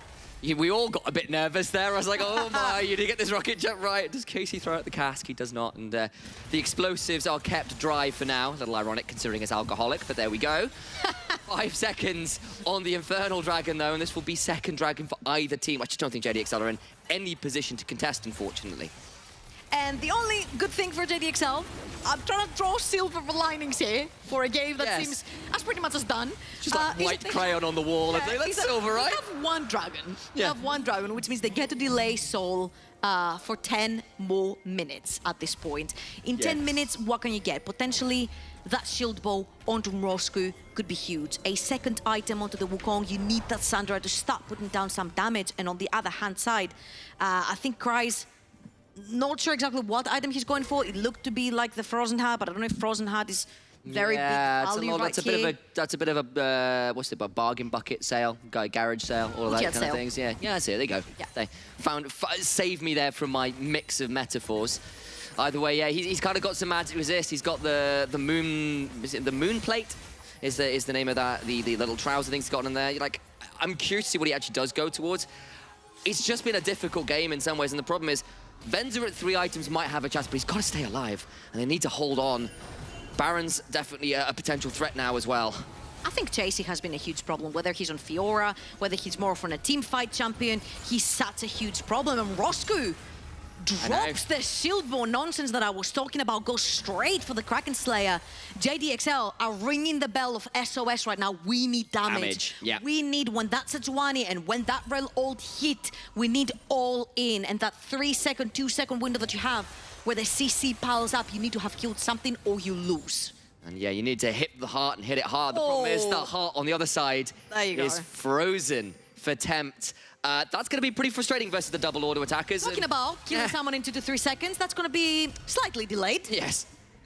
Might well just be a bit. Alongside all the hourglasses and the stopwatches on the side of X7, alongside all of the level that they're up towards their opponents right here. X7 are trying to pull XL straight into this pit. Dan, level 11 versus level 14s around him, and XL, can they find a way into the speed? Dan stole the Baron, in game number 1, but I think right here X7 are looking for a fight. Knocks back Rel, and he's just going to disappear. Golden goes Viking, that's the stopwatch burn. Mirage though, fate sealed to the backside, but everyone's dying because Attila murders 2. Mirage goes back with the soul unbound, but his soul is bound straight for the afterlife, it feels like. Ultra Shock laser tags him, and the slow will be enough, surely, to ensure the burst fire takes him out as well. Cries alone remains, but XL collapse in their own red side jungle. Back to the fountain and back to the drawing board for JDXL.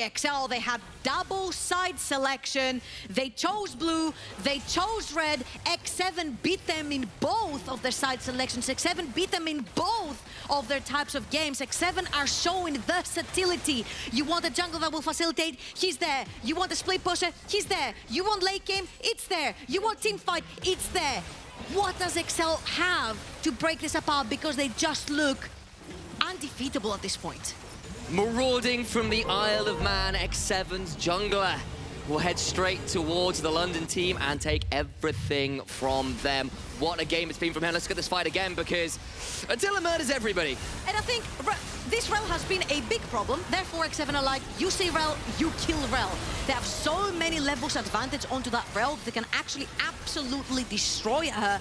And once FGG cannot get these big, insane engages onto the backline that he's done over and over again in this game, XL just fall apart, and honestly, they have been seen to be falling apart this entire game. Maybe this is a Hail Mary last fight, find them into a choke point, but choke points don't do them any favors because Infernal map actually kills all these choke points and gets them up a little bit wider. Yeah, the gold lead is looking increasingly more like infinite, like you can see in Attila's inventory alongside the stopwatch. It's so hard. Those item discrepancies, the level event discrepancies, and now with the Baron on top as well, JDXL have a last gasp before they are put to bed in this game. What can they do? Is there a miracle to be found? XL are gonna have to say goodbye to this one, and oh my god, FTT loses half his HP from a Gragas barrel. That is what 6 levels difference does between these two champions, and FTG is looking.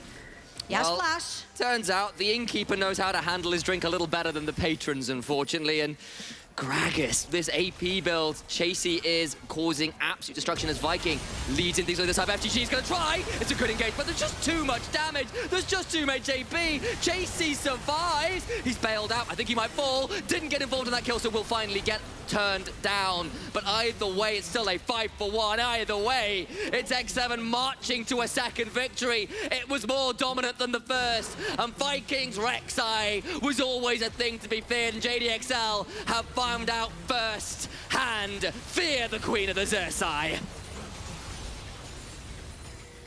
Hey man, if you're buying, I'm in. And I'm really into this X7 lineup because we had worries and we had questions. Will this team be better than their previous iteration? Reigning champions of spring, EU Masters quarterfinals, EU Masters favorites to win it all over in spring just to fall to LDLC in quarters. And we had many questions coming in. With this roster, Viking steps in more than halfway through. And this man has not seen defeat yet. He hasn't. He lost one game to Bifrost. He didn't lose the series, doesn't matter. Exactly. As far as it's concerned, Viking is undefeated where it matters. And what a game to throw a different style out and absolutely demolish. X7 2-0 up in the series, 1 game away from a finals appearance. But to the desk we go. Exactly, Initial, as we are 1 game away from going into a clean 3-0 X7 to finals. And before we talk about that, we're evolving. Well, you see, XL were looking to change the tides. Instead, they were washed away by the X7 tsunami and are now staring down the barrel of what is an incredibly terrifying team. Nah, our makeup artist today, Maria, she's smurfing. I'm telling you guys, she's a magic. Okay, let's talk about this game because Rek'Sai at the beginning of the game has a lot of priority, and one thing we get to see from Viking is using that champion to allow late-game champions to rotate through the map and demolishing everything. And I think this is a very intelligent pickup. One, it's something which Viking is very comfortable with. It is a signature champion for Viking. And it's also a great pick against a team which maybe is trying to figure out that communication between junglers and lanes and supports, right? If there are going to be mistakes of a couple of seconds where Rek'Sai can get into a lane, that champion does work. And that's what we saw in the early game. I would like to bring the replay from that early play where Rek'Sai completely demolishes everything on a tower dive. The way they execute this, the reading of the map, MTES, it's perfect. I mean, I feel like this just kind of speaks about how the series is going so far. I mean, this execution on the dive is so perfect. I was actually saying the green or him here, they're probably happy with just backing off. They don't have to go for this dive, right? But they are just thirsty for blood. And they managed to perfectly... I mean, Kassin gets the aggro as well. He knows he has the stopwatch. And they all get out safely. That is illegal. By the way, I don't know if you noticed, but that stopwatch came into effect as soon as Tristana died. They were like, okay, now we have stopwatch, we can slow it down. Because the kill unlocks it earlier. Yeah, you know, I actually didn't realize that. Everything goes accordingly to X7's plan. Like their shot calling, their team fight, everything is prowess after prowess. It's complicated for JDXL to play this game. Oof, I think he was mentioning as well, really fast, about the signature pick from Viking. I remember this guy, this dirty little abuser. Playing duo queue at night at 4 AM, playing Rek'Sai only. This is how this guy was climbing. Like, I'm calling you out right now, Viking. Like, that's how you've been doing things. But playing it on stage in a best of 5 and completely popping off, I mean, respect, Viking, respect. We're going to bring another replay for you guys about how Viking rotates with that lead. And this is really interesting because we were talking about his stats and the way they sucked, and he completely just... Oh, yeah, he heard us talking smack. Look at him! He's looking at this and is like, right, time to do some damage. And just like immediately deletes the AD carry, gets on top of the jungler. Like, when Rek'Sai gets ahead, remember, this champion is an assassin. This champion gets to absolutely demolish dogs as long as you can stick to them. When you have something like a Prowler squad, that really helps. The Viking is everywhere in this fight. I mean, I just have to kind of agree with the point that you made up, Arsham, as well. When you're playing against a team that is trying to figure things up, just throw them the curveball, the Rek'Sai, they expected Viking to be able to play it, right? But to actually pick it, I mean, what are XL gonna do now? We were just praising them for how they kind of changed their ideas, but it's just adding weight to all those bans he got thrown in spring. Comes back in summer and goes, yo, did you forget about this? They're bringing so much into the table, and now I would like to highlight this because we can put up the story of how can JDXL come back from this one? This could be a reverse sweep. I don't like that sentence today. I think is, how can X7? X7. Yeah. How can X7 completely demolish JDXL and show everybody why they can be that team that everybody was afraid of? And Trouble put it really well at the very end of that game. X7 is showing versatility. And that's something which I'm not going to say they lacked it, but it wasn't their specialty, right? But in that second game, they showed a completely different playstyle to their first. And it was even more dominant than maybe their more classic style in that game one, where it was more through the solo lanes, having strong lanes, and then just kind of rolling over a lot of the fights that as the game went on. This is really scary now, even if you're in other ERLs looking at this team, because they are headed to EU Masters play-ins or main stage, depending on how this series goes. But you look at games like this and you're like, heck, that's a lot of stuff to prepare for. It's a lot to prepare versus X7. MTS, your final take on this one before we advance? I mean, we talked about it in the pregame show, right? Like maybe JDXL or X7 benefits more from going to planes, yada. But you benefit so much from, like, Viking from joining the team. They are pretty much undefeated. Yeah. And going directly to main stage 2 with this, it's just a huge confidence boost going maybe 3-0 today against one of the top teams in the league. I mean, X7, I mean, just hats off to you. Like, you guys have been playing really well. We have to celebrate success. By the way, I just noticed how it reflects on the camera, your face. I mean, this is like the new Pokemon series where we have the 2-1 and then... Choose your starter. Choose your starter, obviously. But also, we decided to bring a really good video to all of you because Chimera, of all people, prepared the video, a tutorial on how can you play the Swain, how you can bring him into the team fight, and how menacing can you be. So let's learn from one of the bests. Hi guys, it's Chimera here, mid laner for M&M. I'm doing a video for the NLC on tips and tricks for Swain and how to optimize your gameplay. Casey a little bit of a Caleb, as you said, unspotted, but MC catches them out. This is going to be the fight. Chimera pops the ultimate attempt, easily moves away though. X7 are just going to play around the distance, but they need to contest this objective. They're fighting tooth and nail as Soft dives into the middle of the fight. X7 go berserk on each other, but it's Soft who goes low. Caleb's in the backline, finds MC. Attila has fallen. Nah. Chimera on Swain, too good. Banned globally. This guy is too freaking good on the champion. Decision making for runes is quite interesting. There's a lot of variety in the setup you can go. For example, if you're into a heavy melee comp, then Conqueror is really strong. Or if you're in a free lane, then you can go Spellbook. But in my opinion, the most optimal rune setup is if you can run Flash Ghost with Phase Rush. I think Swain can be seen as pseudo-engaged champ, which sounds really strange, but if you land one E onto an enemy character, then you can proc Phase Rush easy and start a team fight. However, if you do go Flash Ghost with Phase Rush, it does often mean that you do need help with your first reset, which is why I think it's really important in these setups that you have either a winning 2v2 mid jungle or a stronger bot so that you can get help with your first reset. Counters and good matchups for Swain is quite an interesting topic because personally I think you can pick Swain into almost any comp. I think Swain excels when you pick him into heavy one type of damage comp. For example, if they have a very heavy AP comp or a very heavy AD comp, then it gives you a really good path on optimizations for items. But in terms of champions, the ones that you really struggle with the most are champs which either have consistent poke, such as Victor or Anivia, who has a lot of damage, and I think the worst matchup is Sylas. But you can play against these, it just means you have to rely on having a stronger mid 2v2. So I think pairing them up with something with a strong presence early, like a Jarvan, is really strong because they can help you get through these more difficult lanes. You also have some really good matchups. I think I was one of maybe the first people to play Swain into Talia. I think you have good sustain against her. You have a lot of kill pressure once you hit level 6, and Talia works in small bursts, which Swain is good against because she's often builds tanky early. You want to be looking for your stacks early from your EW. So if you can't get prio in a matchup by starting Q, then you should always start E and start fishing for E stacks early onto enemy champion. But if you can get prio, then it is good to start Q to make sure you can force the prio. But in terms of maxing order, you always want to max your Q first, then into your W, and then E last, because your W scales really, really well with points.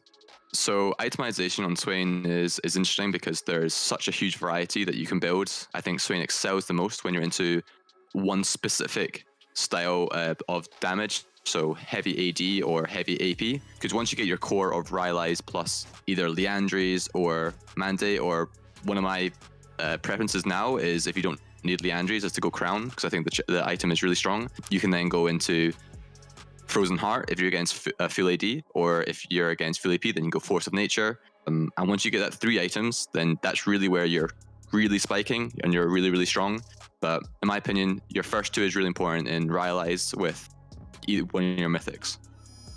In this game, macro-wise, might have just about shaded. I might like pushing really far. I get a really good E onto the Draven, which forces him to flash out and break his shield bow. And at this point, any fight is good for us as long as we're creating even numbers. And I hit another good E onto Sejuani, but I see a good opportunity just to get straight onto the backline here and follow up my team. I get another 3-man E with great ult and get the Quadra. Maybe I could have gone for the Penta if I'd killed Sejuani first, but in my eyes, winning the team fight is more important than, you know, focusing on the Penta. So here, X7 start Nash, and we're not sure if we're strong enough. Corki has package, which makes it really difficult, and once the ult's here, it's cuts me off really hard, so I'm not sure if I'm gonna be able to keep my stacks up. But I get a really great E onto Corki here, which forces us into the fight. Unfortunately, Volley gets one shot, but I find an opportunity to flash into the backline and hit another E onto Corki with a shutdown. And at this point, we win really hard if we keep chasing. So I throw my W out and get a really good slow onto the Draven, who has no flash. And we can just easily follow up and chase. And we got a lot of shutdowns here. And this really changed the game for us, because at this point, I think we just win every single fight as long as we're playing 5v5 with me and Kalista really accelerated. Swain is one of the champions, which makes me happy that Ravenous Hunter is gone. You are completely right. I was thinking about it during the video, Yeah, like, that's a good point. oh no, I would have liked to see this one with Ravenous either. That would be way too OP right now. Even without that, you could see what happened in that last game when that Swain was like, you could tell a little bit from the draft, XL were like, we just got to burst out the Swain or someone, and they just couldn't do it. Of all the When you languages pop the stopwatch, you decided to speak today, Ashram, you decided to speak facts. I love this video was really cool. By the way, thank you, Kamera, one of the great Swains coming in and explaining why this champion is so powerful and why he should be picked armband on the 3rd deciding match. This is going to be X7 match point in favor of them going to finals for NLC, climbing the mountain, facing Dusty on the best of 5 this Saturday to reclaim the throne of NLC Spring Split into Summer Split. And not only that, get that sweet spot on the main stage of Amazon European Masters. So before we advance to this one, it seems like X7 is almost unbeatable. I don't know if you have the percentage from the Twitch chat. I would say it's 90% to 10. Is there anything JDXL can do right now? Well, they've shown 2 very different approaches, and actually they're going to... Wait, no, that... Oh, okay. No, we're moving up from it's that. going for close enough. Let's go. Okay, they're I would say 90 at this point. It's pretty close. Yeah, it's pretty close to it. But I mean, XL have tried to do 2 very different things. I feel like they need to just stop putting emphasis. And it's going to be very difficult for them because it's where they found a lot of success. I feel like they need to just draft towards better late game team fighting, because it feels like they've had an emphasis on having to do too much early. Now, I think that in this split, they've had a lot of success doing that, but it is not working versus X7 right now. You see what happens when Viking has an early game answer to them. You can see what happens when they have late game answers to them too. I think XL need to just set up shop a little bit and just say, okay, we're going to be safe, and let's play towards those team fights later on. And I think it's, I think it's just a really valid point that you bring up, Namir. We talked about as well how I feel like it's super strange that they came into today's draft just completely ignoring the Severe. I thought we were going to see so many handshakes, like the Seri and the Severe, maybe the Jarvan and the Vi, stuff like this. But we haven't seen any priority from JDXL on the Severe at all. And I'm just really surprised to see this. We saw Neon yesterday, before his tiebreaker, rather, saying that Seri and Severe, they are for sure like the 2 of the most broken champions in this patch, and they do kind of similar things, so you can kind of play both sides of the matchup, but you get to scale for free on both sides. And I'm just really surprised to see that Venser doesn't want to pick it up at all. It's interesting, so far, ever since Spring Split, that X7 has been Achilles' heel from JDXL. Every single time they face up, no matter how good JDXL is, X7 is one step above. And this is do or die for them, so M-Test. This could be it. This could be it. There's the button. Do it! There you go. Let's go into what could possibly be the last game of the day of the lower bracket of playoffs, Summer Split NLC. Red side JDXL yet again. They need that counter pick. They need it bad. Yeah, and I do feel like the draft was better in game 2. I feel like there were more ways for them to potentially play around team fights, but I mean, especially compared to game 1 where the Twitch just couldn't function, right? And now I wonder if we are going to see a bit more of a handshake on the scaling. I think JDXL need to give themselves more late game options. They've been looking too early into the game, and it's not been they've not been precise enough to land those early game knockout punches. So I think they need to just chill a little bit more, play towards later on. There you go. Finally, I was going to bring it up. Take away the Zeri. But now you first pick Severe, and then you kind of force the JDXL to go the Jarvan, right? Or what happens then? Well, that's the thing. I think maybe you can just say, all right, take that Sivir, we will pick that Jarvan. I mean, question is... I think X7 are a step ahead and say, we don't care as well. We don't care. And then if you pick the Sivir, then you lock in the Draven on the other side. And then if you're looking at Tilla's Draven, you're like, oh, that's really dangerous. Yeah, I think this is now, I think X7 are again just ahead in the draft. So you're looking at that Sivir, but I don't even know what you pair that up with now at this point. You have to go for the Wukong. I mean, you're already dealing with the Swain, right? You don't really want to go for too many melee divers if you can help it. Oof. I mean, we said as well that maybe you're kind of forced to pick the Jarvan if you pick the Severe, but you want to pick the Jarvan into the Swain. Tempted once again, it's just going to have a field day if that happens. So, I mean, the thing about JDXL 2 is I wanted them to do this, right? Wanted them to pick the Severe, but if it's like X7, I'm just feeling the tingles. I feel like they have something up their sleeves once again in this game 3. There you go. They're one step ahead on this champion select. So far, it's going to be the mid lane locked in for X7 at this point, 2-0. Everything seems to be in line for them. No matter. I think the Lulu makes sense because again, it's not playing into the Swain, but then X7 take away the Jarvan potentially, and that's obviously what Viking's been very good with that too. And now suddenly you have, if you are going to lock in something which can follow up with whether it is a Draven, whether it is an Ophelia, something that can throw something into the mix too. As soon as Jarvan zeroes in on the Sivir, who cannot escape that Cataclysm, even with the Lulu helping them out, there's a lot of ability to just clump in the AoE damage into the Cataclysm. Yeah, I mean, I feel like we kind of hit the head on the nail there, though. We're telling JDXL go for the scaling route, right? And I feel like we are. It's good that they are doing it because they have to keep changing things up when things are not working out. And I feel like even though X7 are prepared for this, they pick the Swain, they pick the Jarvan, and they fail as well into the Severe and Lulu. I feel like this could maybe be the third time's the charm. I'm not sure about this one. You don't pick the Jarvan, you don't pick the jungler on the last rotation before the bans. You're saving the jungler for the counter pick, or you're saving what? Because you already know who's going to be the mid laner. I think one thing that we talked about as well in after game 1, we already said that Kryze doesn't really seem like he has this blind pickable top laner. Yeah. So what do you do then? You pick on the 3 and you ban two double ban the counters. Yeah. So I think this is actually a good adaptation for JDXL. I think Dan has so many champions in his pool already. So because you're already going to get the mid lane counter pick. So instead of having your own champions banned away in the second ban phase, you pick it, you double ban the counters. I think that makes a lot more sense. So it allows Kryze a bit more agency. Okay. Oh. But they are waiting fast to see the entire draft before seeing their mid lane pick. Now, Hecarim is also another scaling option.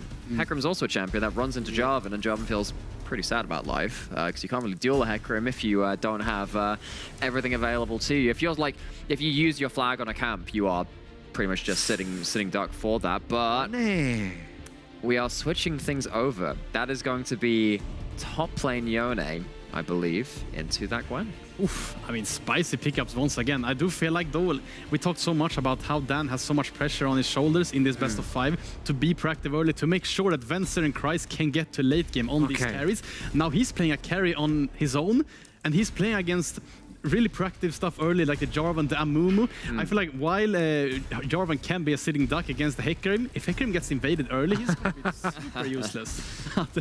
Nice hover as well. I respect it. I mean, yeah, is this going to be... Okay. Okay. Do I like that LeBlanc? Oh, good question. Do you? No, I don't. Good answer. Don't you laugh at me, Trouble. I can hear you across the studio. I can hear that. I'm listening to you. But I look at this LeBlanc and I'm like, all right, okay, so maybe you have some ability to have a bit of ability to fight and skirmish a little earlier and hop over walls with a Hecarim, but I don't think it particularly combos up well with a Hecarim early. You're not fighting early. It's not like it's something like a Zhenzhao or a Jarvan, which can be very good in the mid-jungle 2v2. If you get hit by one Never move, you die. If you get hit by one piece of CC in the team fights, you die. And there are way too many things which can catch you out. This is not a free poke LeBlanc game. This is not a great combo game for LeBlanc. I think this is a champion pool thing a little bit, especially if you're getting banned out so much. That's what it smells like to me. If you're putting a couple of bans towards this champion, suddenly you don't have answers. I think XL with that last pick, saving it for mid lane, I don't think they had the pick for the job.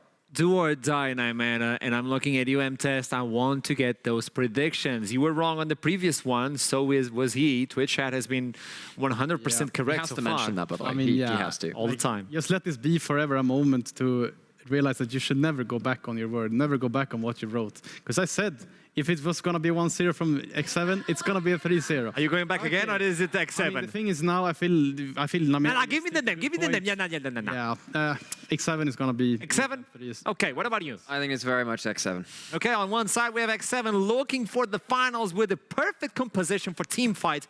On the other side, JDXL are looking for speed. They're looking to run into their enemies. As I'm going to toss to the casters, initialize, and troubling. What? We're getting sound effects now? That's incredible. Made by him? Homemade sound effects only on the NLC. He's a host, he's also a Foley guy, you know, he just walks around like making... The thing is, this floor is actually so quiet that he makes the footstep noises as we walk around. See, that's him right there. You probably can't hear him as he's stomping on the floor. Welcome, though, to the desk. We have a little bit of fun. And I think it's probably time that we set the stakes for this game. X7 win. They are going to the EU Masters main stage. They are on track to reclaim their crown from Spring, having run all the way from round 1 to the finals, literally taking on every other team. No, man, on the it was way. easy for G2 in Spring. They are pulling a bit of a G2 right now, but they've still got to close this series out. And XL got stomped in game 1, but had some competitive moments. Game 2 was really rough. Game 3, the analysts were not pleased with the draft from XL. It's looking tough. Yeah, and I think having played both blue and red side and bleeding from both, and the same thing, the problem has been that bot lane, unfortunately for me, for XL, it has been a bleeding point. But enough of that. To the Rift we go for what could be our final game of the day. X7 have come to dominate. They have come to do what G2 did all those years ago, and traumatize was the phrase they used, and what a statement that was. The Rift is here. XL must hold on, or their playoffs are over.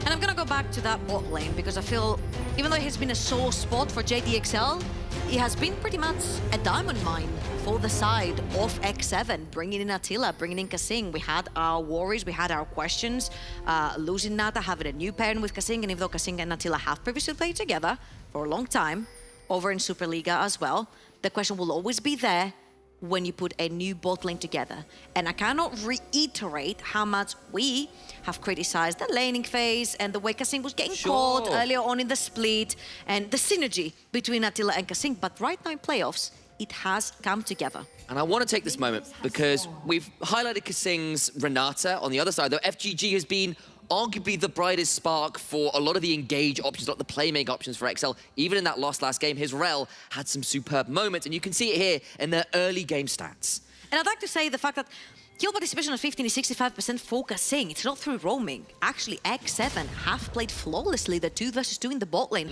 Attila and Kasing have caught a bunch of victims in that bot side of the map.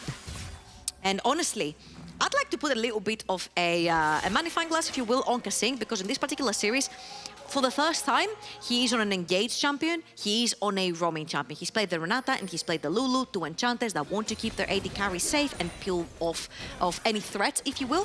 Right here with the Amumu, he's got the chance to create the engage for his team. And why I personally really love this champion in general is because no matter what champion walks into a choke point first, you've got double stun with the Q into ult. Someone either dies or for low enough HP that you push them out of the fight. And this way, X7 can get a bunch of dragons, which has been their priority for the entire series. Yeah, and obviously you saw the champion pools there as well. Credit to Kasing, of course, had a lot of champions played, but he's also played more matches, right? Like, there's been a few more series.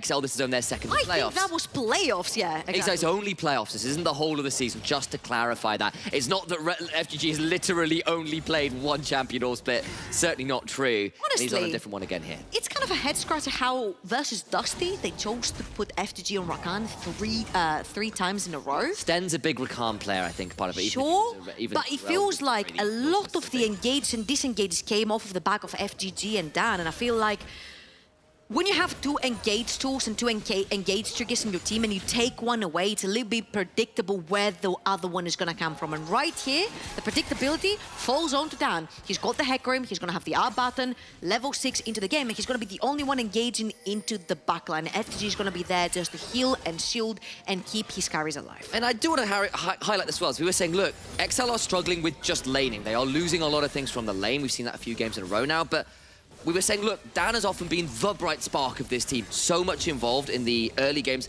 Last game around, it was Viking who was dominating the early game. Chain thing is, Dan on this Hecarim, maybe not going to be as active early game as you might like, but maybe he can be more of a carry threat here, even if Viking's got the early playmaking. I think if you look at the draft so far, it's been the Sejuani into the Wukong, the I can start engages for you, I can be your facilitator, I can be the one that CC locks people and you kill them. Right here, Hecarim falls into the category of Graves, of Udyr, of Nidalee. I'm gonna farm, I'm gonna play a little bit more selfishly, and I'm going to be one of the carries for the team. Now, luckily for JDXL, there's 4 of them on the map for them. You've got the Assassin in the mid lane with LeBlanc, you've got the Gwen towards the top share of the map. Now, something that I don't particularly really like is when you have an AP or an AD Assassin, pairing them up with yet another carry of the same type of damage. So having the Gwen, having the LeBlanc is going to be a little bit easy for X7 to prioritize their magic resist over, so you might see a lot of these MR boots coming through first.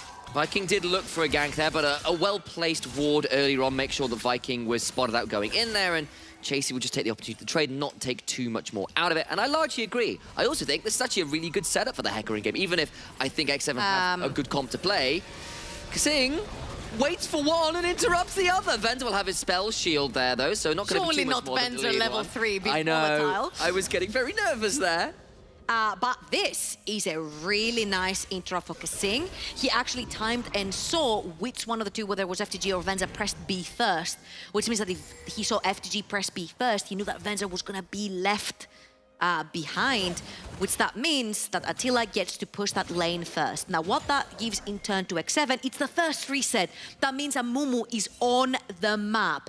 Keep eyes on Kasing. He's heading towards that mid lane as Dan has found Viking. He is there. That roam timing is superb, and Viking went so deep and now in a dangerous position. Roscoe? I think he's just going to be first blooded. In goes Kasing though to try and turn it around. There's a heal, but there's still a second bandage toss to go. The ignite is on, and they go on to FGG. Temp flashes forward and gets the turnaround. The ethereal change there, but there's an ultimate coming through, and that means it's just the 1-for-1. Tempt is on the board, and that is a terrifying statement for all involved. A little bit of a head scratcher, as in where Morosco was in this entire chain of events that happened, because we see Kasing on the map, but FTG was the one to reset first due to the fact that he didn't get interrupted by Kasing, which means that Viking engages level 4 to level 5, and of course we mentioned that Dan is more of a carry role right here, so having the Lulu behind him, the heal goes through, the shields go through, and Tempt actually had to flash to capitalize onto that kill. Tempt actually has to use the ult as well, so you would think the second that Dan is now level 6, he will have his eyes into that mid lane together with the LeBlanc. A lot of summoners pop there. Kasing and FGG down those. Both summoners, because Hex Flash means Kasing a little bit more able to still make some of those plays, but Viking and Dan both burned their ghosts as well. Temp burned his, but he's got Spellbook, so he's less worried about burning summoners because he's got a lot to go through. Absolutely. He will have the ghost available very soon for himself, but again, that's a level 6 Swain that doesn't have a flash, doesn't have an ult. You're playing against a LeBlanc and a Hecarim. So all eyes on when this bar will show level 6 for the Hecarim, because you should be sure that Dan will be hitting twice towards that mid lane. Eyes on Dan's inventory as well. He's got the Executioner's Calling early here, does want that anti-heal. And again, you are into Yone, into Swain, into the Aphelios. Even Jarvan Stan has a bit of healing to him, especially if he goes for the Gore Drinker build. So, can understand that build. Very quickly, FTG burned both of his summoners in the previous exchange.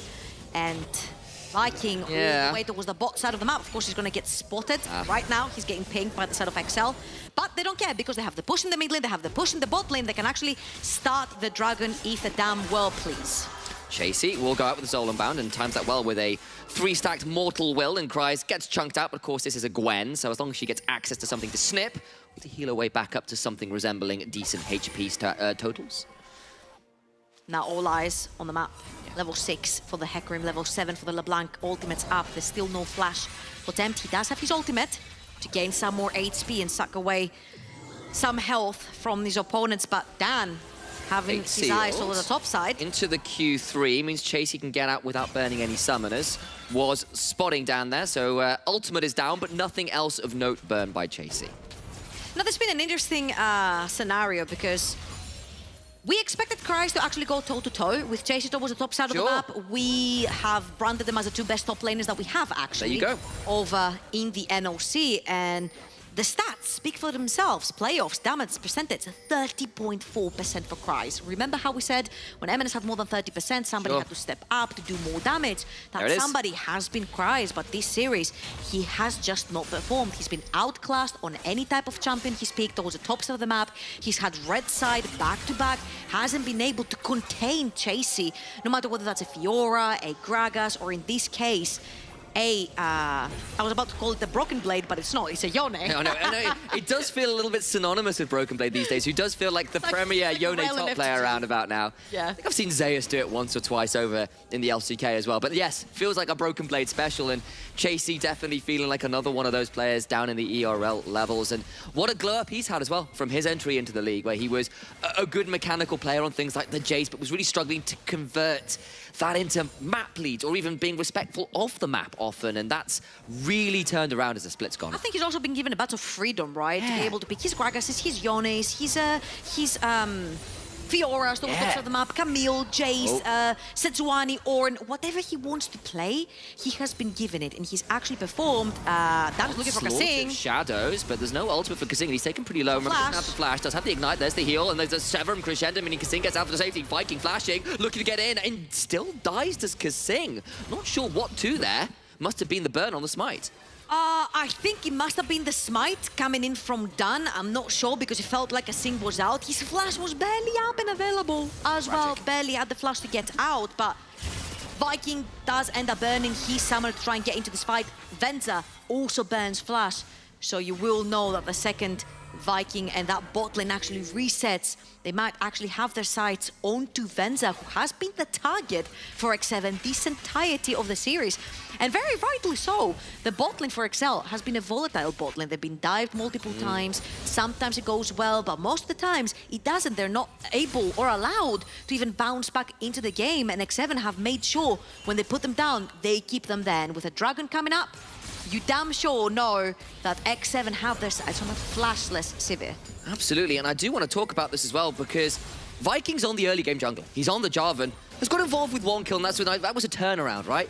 Dan on the other side, on the Hecarim, has been the playmaker. He's also the one with the lead, and don't get me wrong, Hecarim farms faster than Jarvan, pretty notably so, because you just get to press Q on everything, all the camps die. Here's the thing, I agree with that, but Hecarim is more of a farmer, and he farms fast, yes. But I don't think I've seen the same proactivity from Viking than I saw him on the Rek'Sai. It feels like he's that much more comfortable on a champion like Rek'Sai to play that early game. But right here, you do not necessarily have to make these early game plays with the Jarvan because your Failure scales, your Swain scales, your Yone scales. Later on, you can just lock up Sivir into a cage and then allow Yone and Swain and Failures to pile up on there, have a Mumu go in, and then you just release rage upon them. I think one of our questions has been Dan and Kryze to step up. They're the two veterans. Kryze always getting the carries towards the top side of the map, but Dan has been stuck on facilitators because everyone else wants to carry. This time, he is on a carry of his own. This time, he's an entire almost level up on Viking, and he's playing the heck. And he's got 2 kills. He's got his first item already completed. So we're looking to see where his next victim lies and where he thinks he can pull the trigger. Good use of the W there from Kryze, forces an ult out as Kryze ults in turn, and that means both top players down those critical ults. It's been a trade of that quite regularly. Lead us to a dragon take, though, from X7. We're using this opportunity maybe to come down here, but there is Dan with ultimate and a Lulu to back him up. There's a world where he could go and try and steal this. Venzer has 0 mana, though, and no flash, remember? So walking into this choke point, into a very narrow space versus a Jarvan, versus a Swain, versus an Amumu as well with ultimate. Would be grim times for Venzer, and I love that you mentioned Kryze towards the top side of the map because look again at the level, the CS discrepancies. 20 behind for Kryze, 20 behind from Roscu, 10 to 20 behind almost for bot lane. I think that lane Here we domination go. for X7. Over the wall they go, they'll charge him back, but Dan's going to try and keep He's Tracer, but slightly here's everyone alone. else. He's quite alone here, but he'll only get out an Ignite from Kasing. It was a worthy attempt to prevent that third plate going down at least, but that's all it does for now. Some gold into the inventory of Attila to help him get ahead of the curve. Yeah, because remember, Venza had no mana, so he had to reset to walk back. And because X7 knew that they actually used that window in space to get some more gold onto Attila. Attila right now in a more of a hyper carry late game role with that Aphelios scaling towards his later stages of the game. One Moonlight Vigil could actually obliterate the side of JDXL. And again, I think we're looking at that Hecarim. What can you do? How much can you snowball that lead? Yes, you're ahead right now. You have an item on. But so far, there hasn't been many ultimates that have hit the mark. Yeah, I can understand why he burns that one there at least, because there's no dragon, there's no herald to fight for. Maybe so you at get a least flash. you can, yeah. And it's like, if I'm going to burn this ult defensively, now's not a bad time to do it. You that spotted something, I know that noise. Yeah, there was a pink top lane. I don't know if it was Kryze or Dan pinging it, but they're like, this Yone right here, this Yone needs to die. There is no ultimate on Kryze. They need to wait a few seconds, and there's also a ward that's going to spot the Hecarim going through that tri-bush. There's also a control ward over in the other bush as well. So I will say this now as well. The way Yone walks with his swords is the most anime thing available, I swear. Okay. What do you got for me? It's the first time I'm seeing Venzer respect the pressure on the opposite side of the map. Wow! And credit where credit is due. He's going to wait because he knows he has absolutely zero vision on that side of the map. He's going to wait for Aphelios to take that tower. And then he's going to walk back and start clearing that. Oh, gonna try and chase it, but over here comes Kasing. There's the fade seal. The turnaround's pretty good. Kasing's around as well. FGG's going to pop the Shurelli to try and get on out of here. So ult for ult trade, but Viking's coming as well. And now there is a blast cone, but Kryze has to be a touch afraid here. How aggressive do X7 want to be? They'll just throw down the ward, and it'll be ult for ult trade as Chasey was trying to be cheeky to steal that. I think it's just really funny how every time Roscoe engages on Temp, he like slightly tickles him. Yep. And you see like barely any HP bar move onto Tempt, and I'm like, that was all good and dandy, but usually with the LeBlanc, you want to be poking huge amounts of HP bars away, and this LeBlanc has not had any big impact in the early games. He's not to be feared of. And also, this is not a Luden's Echo, which means your poke is going to be going down, which means you're playing more for the sustained damage rather than, oh, I'm going to poke you so low that you can rejoin the fight. Yeah, and that was something that Des brought up. I'm glad you brought it up again as well, because this is not an easy LeBlanc game. I know it's a comfort champ from Roscu, but this isn't a game where you go, aha, I blow this target up super easily. So many ways to pick you off, you dive forwards. This is not Assassin LeBlanc, this is Control Mage LeBlanc. Exactly, and of course LeBlanc has since changed away from that old Assassin's rework with the weird charge up Sigil of Malice madness that was really awkward and clunky and surprisingly busted. But all the same, still feels like a very difficult game from Roscu to find the right angles. Ooh, and look at that. Now that Tempt is the only AP damage profile on his team, he's not going to go towards the Mandate. He's going to go towards one of proper mage AP mythic items. 3 versus 3 topside. On the hunt, Dan is stomped, but he's just got so much damage. Flash for the ultimate from Kasing means he can try and turn this round into 1-for-none right now. Viking taken pretty low, but Temp's there to blow up Venza. Viking escaping, Temp still being a nightmare as Chasey is here as well. He's polymorph, but I don't know for how long. Dan's got nowhere to go, no ghost, no hope, as he will devastating charge into a double kill for Swain. Demon beats Cavalry. Miscalculation of the teleports. Roscoe didn't have his to join the fight. On the other hand side, Chasey does his to join. So the side lane assignments from JDXL do not make sense right now. You're starting the fight at Herald. You're barely killing Kasing. And then what? You're losing so many members. FTG in trouble, Kryze in trouble. There's 3 members of X7 chasing Kryze and FTG down. Kryze no flash. He got knocked out of his skip and slash as well, so he doesn't even get a dodge further forward. Chasey will take him out with a Q3. And that's another kill going on. I see this replay because this feels like a game breaker. And look, both sides of the map as well while we're looking at this. Kasing is going to sacrifice his life, but he catches Venzer. And Venzer with Cleanse and his own spell shield, by the way. This Severe does not get to fight in these choke points. And by the time XL are pushing everyone into the choke from X7, again, Chasey's here on the flank. And Roscu, we've not seen him participate this entire game. I wish we had like one of these damage graphs to see how much damage this champion has done in this game, because I think Roscu has probably done less damage than FTG this game.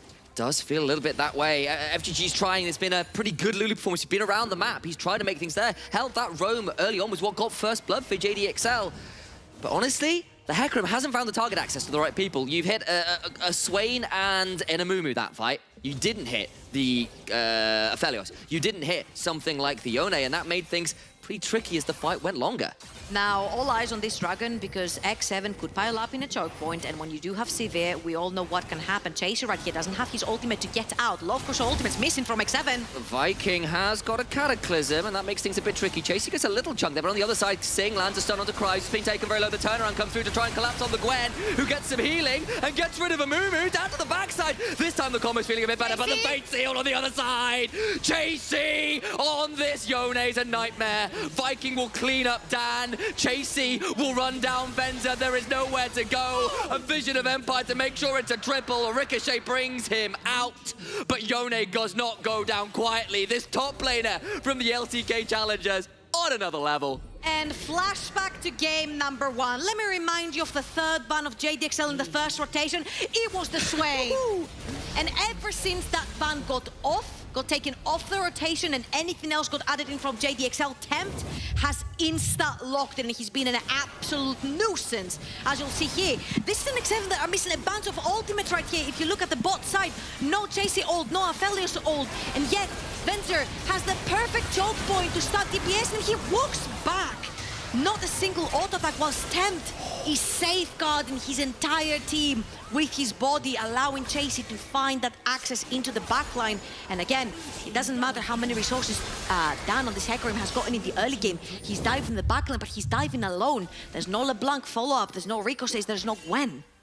Not this time, and X7 come out with another teamfight victory. They get themselves the Dragon. They're on 6,000 gold. 6,000 gold. And it's all in some scary places. There's the Leandries now on the Swain, burning through a lot of those health bars. You're looking at near enough that Immortal Shield Boat likely coming in second for Chasey as well after he picked up a lot of those early kills. And yes, you've got that Chempunk Chainsaw, you got a little bit of healing reduction, but I just don't think it's enough at this point.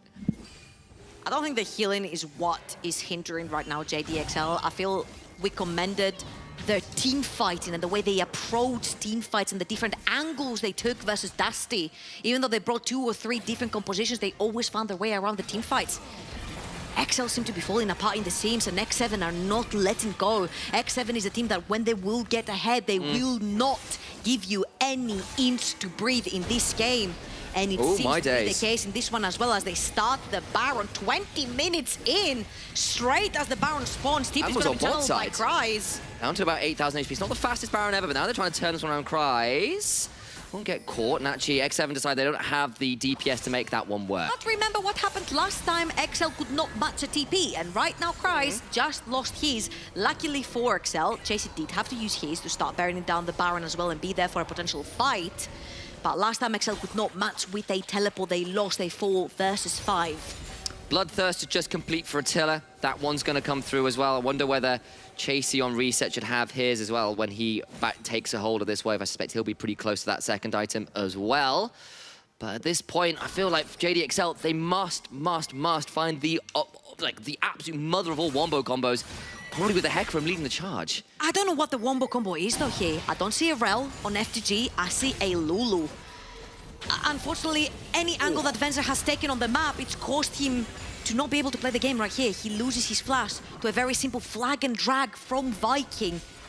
And the Cataclysm, yes, but sure, next time Viking will have his flash available, he can flash, flag and drag, and get Venzer onto this backline. I feel like X7 are just playing better League of Legends in this particular series, and it's actually showing. On the Hunker Sing, might be a very sad Amumu, throws down the ultimate, but he's going to potentially be left out to dry, has been a few times this game. And X7, a little bit split, do lose their support. Okay, that is one member off the map. Kasing has had a target on his back, the poor He knows what his role is this game. Yeah, his role is to literally be the bait right here, but unfortunately for Kasing right there, he didn't have much of his team. So whether he pressed his ultimate, his buttons or not, it didn't really matter because he got singled out so quickly and he ended up going down so quickly. Now this is yet another kill that's going to the side of Venzer. Venzer has so much responsibility on this Severe. 3, 2, and 3. Yet again, in terms of KDA and scoreline, he is ahead of Attila. Attila has been bunching up a lot of these assists. Venzer has been getting a lot of these kills. Don't know whether Dan wants this, but he's got a smite to make that a little easier. We got ourselves 30 seconds until a soul 0.5. 30 seconds until X7 might be on the verge of victory. A team fight win here likely breaks the game. A team fight here JDXL down that Baron potentially as well. They must look to contest the next objective And somewhere. mind you, when that Baron goes down, you're playing against a LeBlanc, a Gwen, a Hecarim. They have to walk really up close and personal to that minion wave. Only Sivir is there for that huge wave clear, but you can't wave clear 2 lanes at once. So once X7 have gotten this Baron, then it will be really easy for them to siege 2 towers at once, and XL will not have many answers to both lanes. XL are split here. And Onslaught of Shadows across 4, but he's knocked up, and he's gonna have to go Golden Attila. Flashes over the wall to the Moonlight Vigil. He's got Chakram, goes down, but he'll trade his life well as Vender dies as well. On the other side, Tempt is a monster once more. Kasing will get jumped on by Mirage Cube, but he doesn't quite have the damage. Cries gets it. On the other side, actually, they're winning it. They're gonna get everybody. Tempt is here. Chasey hasn't got around though, and the solo laners from X7 are just so damn scary. And Never Move is gonna surely do a lot of work. Chasey to the backside, over the wall with Soul Unbound, shuts down Dan. Tempt goes gone, avoids the snip. There's the fate sealed. Cries trying to heal up. Cries will shut down Tempt, but he's still to be traded back, and now it's the mid laners alone surviving. Chasey is going to make himself known. They're going to try and do the best. Mirage Q lands the Ethereal Chains, and we'll get out for dodge for now. It's a 1-for-1.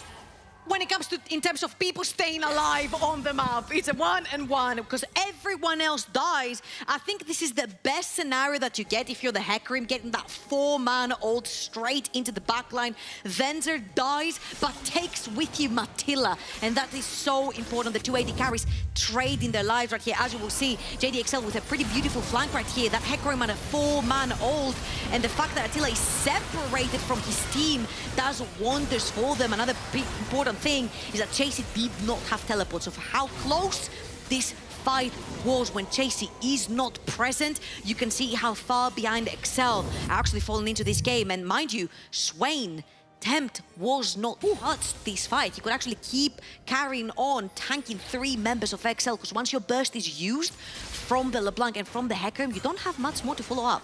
No, and that's the problem. That 4v5 is still scary. They're going to try and dive into the mid lane, though. That's Dan pulling the trigger. Attila throws down the central turret, but he's getting healed up with the Wild Growth, staying alive for now. He's back out. On the other side, Vender is dead. Cries will claim the life of Attila, but he's going to get another. My God, this Gwen does what she can, but on the side, Chasey's already killed off the Hecarim. Cries knocked up. Fate Seal takes him down.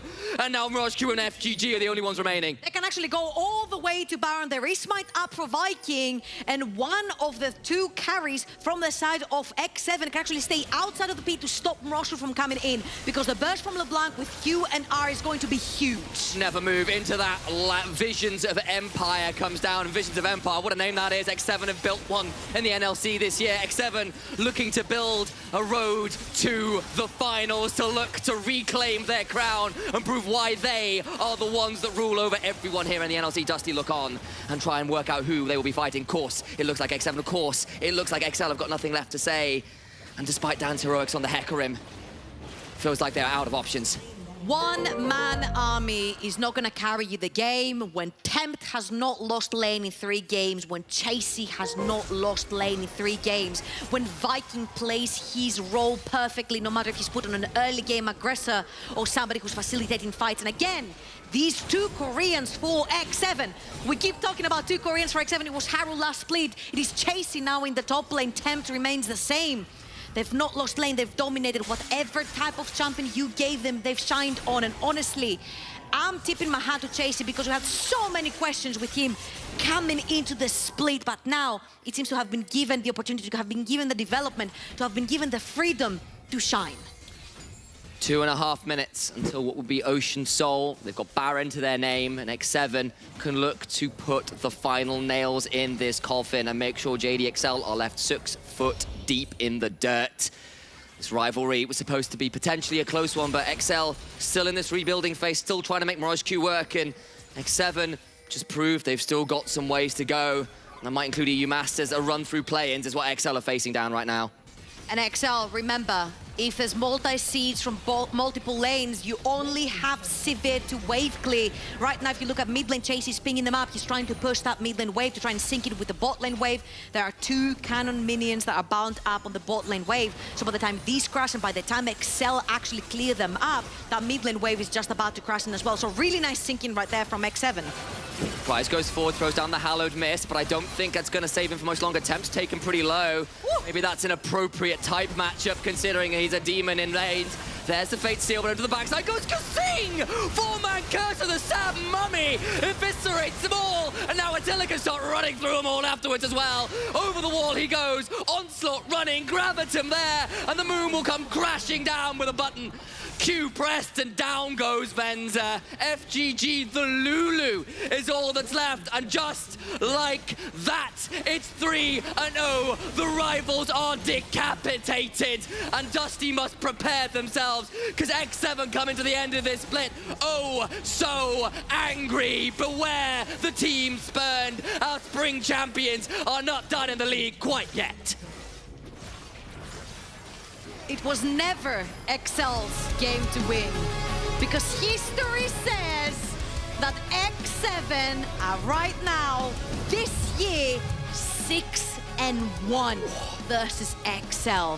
The odds never favored the British org, and X7 are running away with everything. And honestly, congratulations on the main stage of EU Masters for X7. They're going back very strong. And honestly, I'm really happy that Dusty and X7 look so freaking strong, because going towards that main stage, then Voxne said it from Dusty as well, you cannot afford, there's just 6 games, you cannot afford to misstep. They take down their rivals from Spring in Bifrost. They take down Riddle, a team that looked so good at the beginning of this play. They take down XL, the other big rivals, and now they go on to face Dusty. The second academy, man, don't forget Astralis. Of course, Astralis, of course, what am I doing? I'm mad. Astralis are out there as well. Never mind that, I completely forgot, because of course it was Astralis, not Riddle. I'm a mess. The best will take it away from here. Take it, boys. At the top of the mountain, we have Dusty and X7. We still need to figure out who's going to be the winner of Summer Split, who's going to be the best team in Summer Split NLC. We also get to know the 2 teams that are now going from main stage EU Masters. There we go, Dusty and X7. And just like Trouble pointed out, it was never JDXL game to win. It was always about X7. And as you pointed it out, and I love that one, we need to celebrate excellency.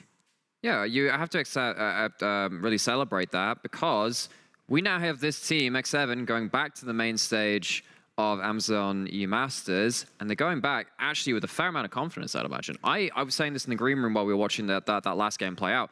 I really think if Tempt and Chasey play the way they did, other ERL solo laners are going to be scared. I think they're going to have to look up to these 2 and go, all right, how do we deal with these? Maybe we do need to draft counter picks. Maybe we can't rely on these blind picks, much like XL couldn't today. And they were looking really scary. Inside of the game, they were perfect to begin with. And when you look into the draft, they were also looking really clean, always one step ahead of all teams. Yeah, I mean, just looking at this last game, right? We see the Swain coming in as a first pick, which is, I mean, not unheard of, but it's really rare that we get to see this. And they kind of feel like they kind of knew already what JDXL wanted to go for. JDXL, actually, respect to them, they threw 3 different plans in X7's face. But X7 showed diversity. They showed that they can take a punch and still come out on top. And I mean, what a way to do it. 3 punches and they were not movable. That was something to behold throughout the day. Oh, that 3-punch man, the new superhero coming to Story Nation.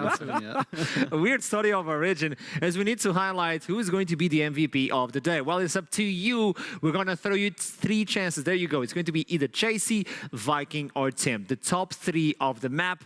Gami, why are they picked? Well, first off, just before we get to that, do you feel bad for Attila? Because Attila also had a good series. And I also think Attila was the best player of the series the last time, though Tempt actually won it. So while Attila's not on that, that's kind of like an honorable mention. But these 3 absolutely deserve to be there. I think Viking, as you said, heard us talking smack about those stats, came out with that Rek'Sai game and a couple of others and just really put his name on the board.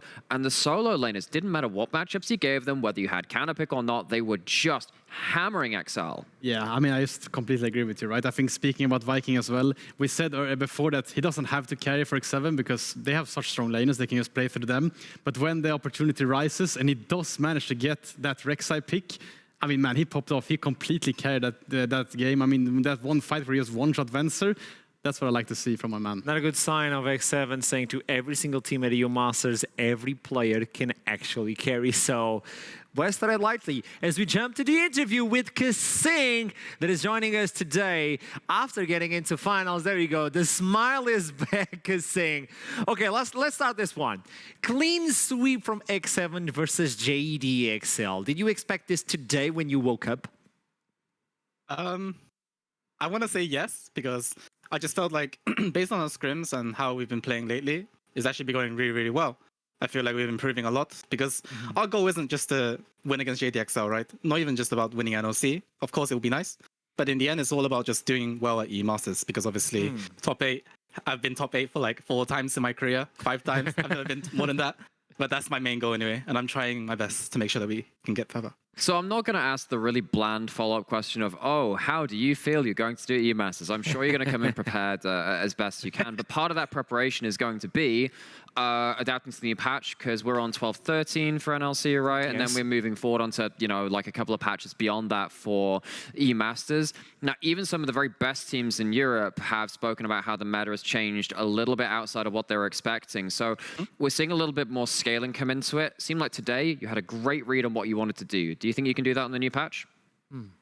I think we'll be more than ready for the new patch. Personally, because I personally really like the new patch just because I feel this whole scalability that most games go later. This is, in my opinion, my comfort zone. I feel like I'm always going to be better at the enemy, at team fighting. That's just always my own opinion, and I'm confident about that. Oh, you might even get to see Pantheon either on the jungle or as a support, Kassim. Maybe. You're the only one missing on that one. No, I'm kidding. One question that I really want to make to you specifically was, this is a good feeling for you guys, for X7, the way you guys are playing right now, but it was not always that way throughout the early of the split. You went through a difficult phase right now. How is the synergy in the team? How are you guys feeling as well between each other, like as players and whatever is developing inside? I think the best part is just right now, we actually are on the same page in terms of like how we want to play the map. And I think this is super important when it comes to before even going to a game, right? Because if you're going to the game and you have 2 people or 3 people with like kind of different ideas of how to play, how are you going to expect everyone to be on the same page once we get to it? So at the moment, it's more like, you know what, I'm really, really happy. Compared to obviously a few weeks ago when I was really depressed, guys. And I appreciate all your messages, of course. So thank you guys so much. Yeah. You should really flame him some more. Yeah, just this is too positive. No, we wait outside of the show like DM. Hey, Kassim, we need to talk. And test. I had to ask you, Kassim. I mean, we've been kind of just, you know, having a bit of fun with talking about Viking stats. I mean, they were not looking good, right? The KDA, the damage per minute, blah, blah. But I wanted to ask you personally, like, what do you think Viking does so well? What does he like bring to the team in terms of maybe communication or positive atmosphere? What is it about Viking that he does so well? I think, you know, okay, first of all, right, he's like 6'10" or something like that. He's a giant. In a way, he's like a glue for the team, in my opinion. Because not only, like, first of all, I'm not here to say Viking is not good at all. I think he's actually one of the best pickups that we've had. Literally was reason for why we're doing so well. It's just I feel like he's been kind of gluing the whole team together when it comes to our solo laners, right? Because it's like, obviously with Koreans, it's like their English isn't so good in terms of like just talking in game whilst also focusing on the game. Whereas Viking kind of comes in and, you know, talks for them and actually helps them out, not just assumes that, you know what, they don't say anything, therefore I'm not going to say anything. This is not how it should work, right? It's a team game in the end. You should all be helping each other. And this is why I think it's the best part. Unit. Yeah, the unit is looking clean right now and keep climbing the mountain, Kassim. It's up to you versus Dusty. Let's see who comes on top of that one. Can you give me like predictions? What's going to happen on this Saturday? The thing is, right, I like Dusty as a team. I feel like some of them are actually mapping really, really good. And they deserve to also show, you know, their I guess, their skill when it comes to the E-Masters. I want to say 3-2, but obviously, we'll see what happens, right? I just hope for it to be a good game. Okay, let's hope for the best game ever. Thank you so much for this interview, and I'll see you soon. Best of luck. Thank you, Raymond.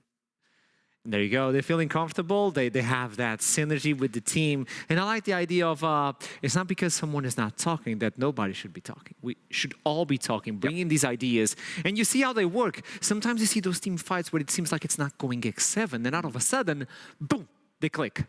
I mean, we saw it in the video as well, right? With Tempt and with Chasey, they just seem like they're just having fun and they're really comfortable with the guys. Even though there is for sure going to be a language barrier, you're seeing them having fun and them being happy. I mean, that's what I like to see. When someone with 105 kilos says to you, engage, you engage. Nah, you go in. You don't care if it's going to be a gray screen. Yes, Viking. Thank you, Viking. Okay, now we need to toss it to the other side. We need to understand with Dan is waiting for the interview. What's happening? What can we expect? Welcome to the interview, Dan. Hello. Okay, there he is. Oh, you're growing the beard. Okay, I'm proud of you, man. To begin with, I'm proud of you. I can't do as well as you, I'm sorry, but I'll try. It's something, man. It's something. All starts somewhere. Okay, let's talk about this this series. It was a complicated one. It seemed like they always were one step ahead. How difficult was to draft versus X7? Well, I think game one we shot ourselves in the foot a little bit by not banning Fiora. I think we could have played to top really easily and actually probably blown the game open. But I think our main mistake today was just ourselves. We didn't play our own identity until like game 3. And we spoke about this after game 2, and we did try to adapt the best we could. And X7 obviously did a little bit better than Dusty in terms of identifying how we play. But I think we fell into the same trap as Astralis. Astralis also wavered from their style, and we did the same. I think we should have come in a bit better prepared, to be honest, based on what we saw Astralis do. We should not have fallen into the same trap. And that's the big question. I was looking into the games like, this is not the JDXL we've seen versus Astralis. This is not the same team. This is not the same team. I saw you guys play versus Dusty. You did such an amazing run. And all of a sudden, I'm left with a question. Do you think the time you have between now and play-ins is going to be enough to glue the team back together? Yeah, I think so. I think, honestly, the extra experience from playoffs has helped us as a team. We picked up, obviously, 2 maps against Dusty. We looked pretty good. I even think games 1 and 3 today, we looked pretty decent despite the failure in draft in game 1. So I just think we come in a little bit more prepared, maybe add another identity, and we're fine. But I think, yeah, we'll have a good showing in the Masters. Okay. So there's obviously a lot of awareness in what you're saying there, and it's very kind of, I guess, heads up to kind of look at this game and actually go, okay, these are the pinpoints which really kind of made a lot of difference here. Over the course of the whole split, though, of course, it's not over yet. You still got to do Masters for sure. But is there anything in particular you're taking away from this split of NLC as like a particular learning point? Because a lot has happened for you. I think that's actually a very hard question to answer. I think that's why I asked it. the way our team imploded mid-split was completely new to me. I guess dealing with roster change mid-split is also something pretty new. I think we just had to work on integrating Morozco a bit better and figuring out our style. I think we've done that now, but I think we did it a little bit too late, and we should have done it in the first week or 2 of towards the end of the regular season. I think we're getting there, but I think we just come in a bit one-dimensional right now. So I think main learning is to just reset the team from the beginning when you make a roster change and just rebuild from stage 1, basically. You gave me an answer, I think it was 1 week or 2 weeks ago, when you said, we are relearning on how to play League of Legends with this composition. It has to be a focus on every single lane, so it's going to take a sweet time. And I'm telling you, the progress you guys made has been astonishing. So regardless of what happens in the future, I think you guys are going to kill it on EU Masters and get out of play-ins. Big question for you, Dan. You played versus Dusty. You played versus X7. Give me predictions. Oh, okay. I think if Dusty show up and actually play the game, they will win.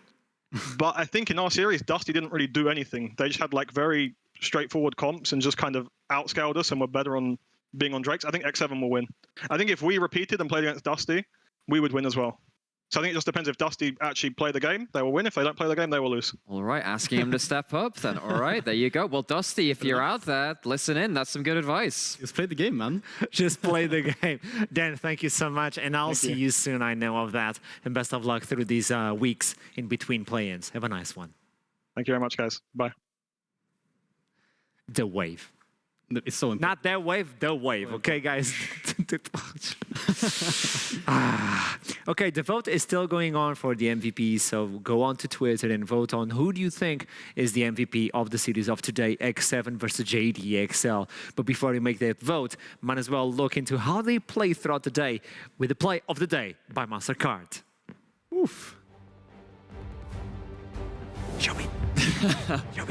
Okay, right. Yeah, this one's great because now we could have chosen any plethora of team fights, right? But this one was just a really good dive from X7. This is about as clean as it gets. I mean, it's gotten a lot harder to dive over the last season of League of Legends, but this was just, as MTES kind of pointed out at the time, just about as perfectly as you can play it. Yeah, I mean, I thought for sure they were just going to be happy with 1 kill, getting to denying the farm, but they actually go back into it, and I think as well, as we mentioned before, Kasim got the stopwatch. I confirmed just now. I went really close to the screen, like Tristana kill, and he actually managed to get that perfect time. He managed to tank as well. I mean, just pixel perfect dive from X7. Really. That's the units they were talking about, the way they play as a team, the way that someone makes the call. And I know that one was saying, hey guys, I got the clock. We can go in again. We can get 2 kills instead of 1.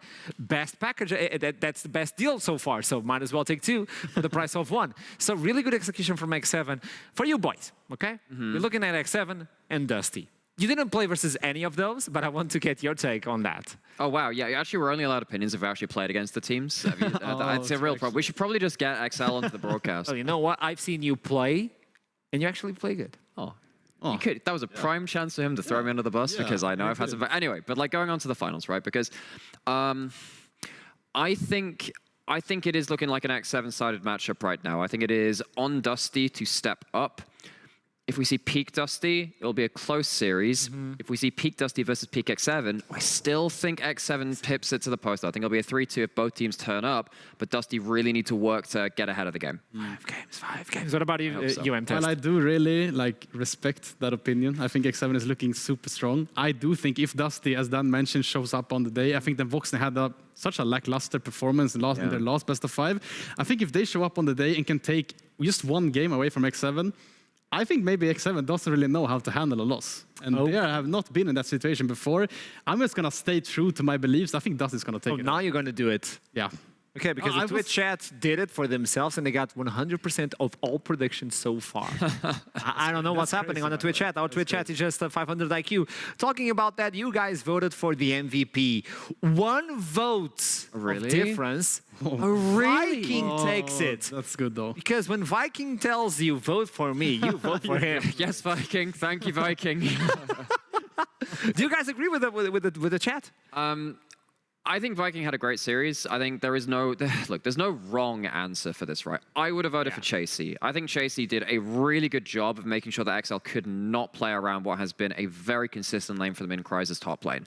Chasey just tore apart that top lane. You couldn't blind pick against him. You, even when you had like a counter pick, couldn't end up like exploiting those matchups. He had a wonderful series. And I think for me, that was the real kind of like backbreaker for XL in their identity. Yeah, and I mean, I think the whole top side of X7 played super well, like all the 3 games.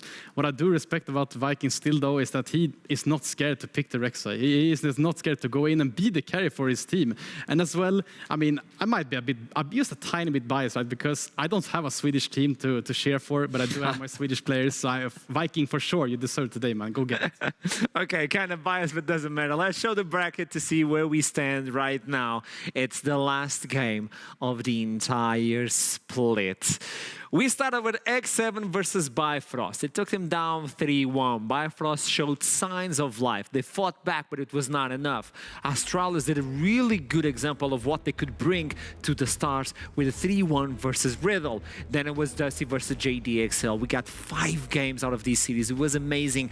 JDXL almost took the cake if they didn't lose the first one. X7 versus Astralis, it was not any sort of questioning. X7 was way too powerful. Attila was a beast, and today it's the same thing yet again. JDXL lost 3-0 versus X7, which means at the top of the mountain we have Dusty versus X7. It's going to be on the 20th of this month, which translates into Saturday. We have a little bit longer in between those games to make sure both teams are ready to kick it off on the best of 5. It's going to be the finals. How are you guys feeling? It's also time for us to get ready for our big show as well. Spice things up a little. I'm really looking forward to it.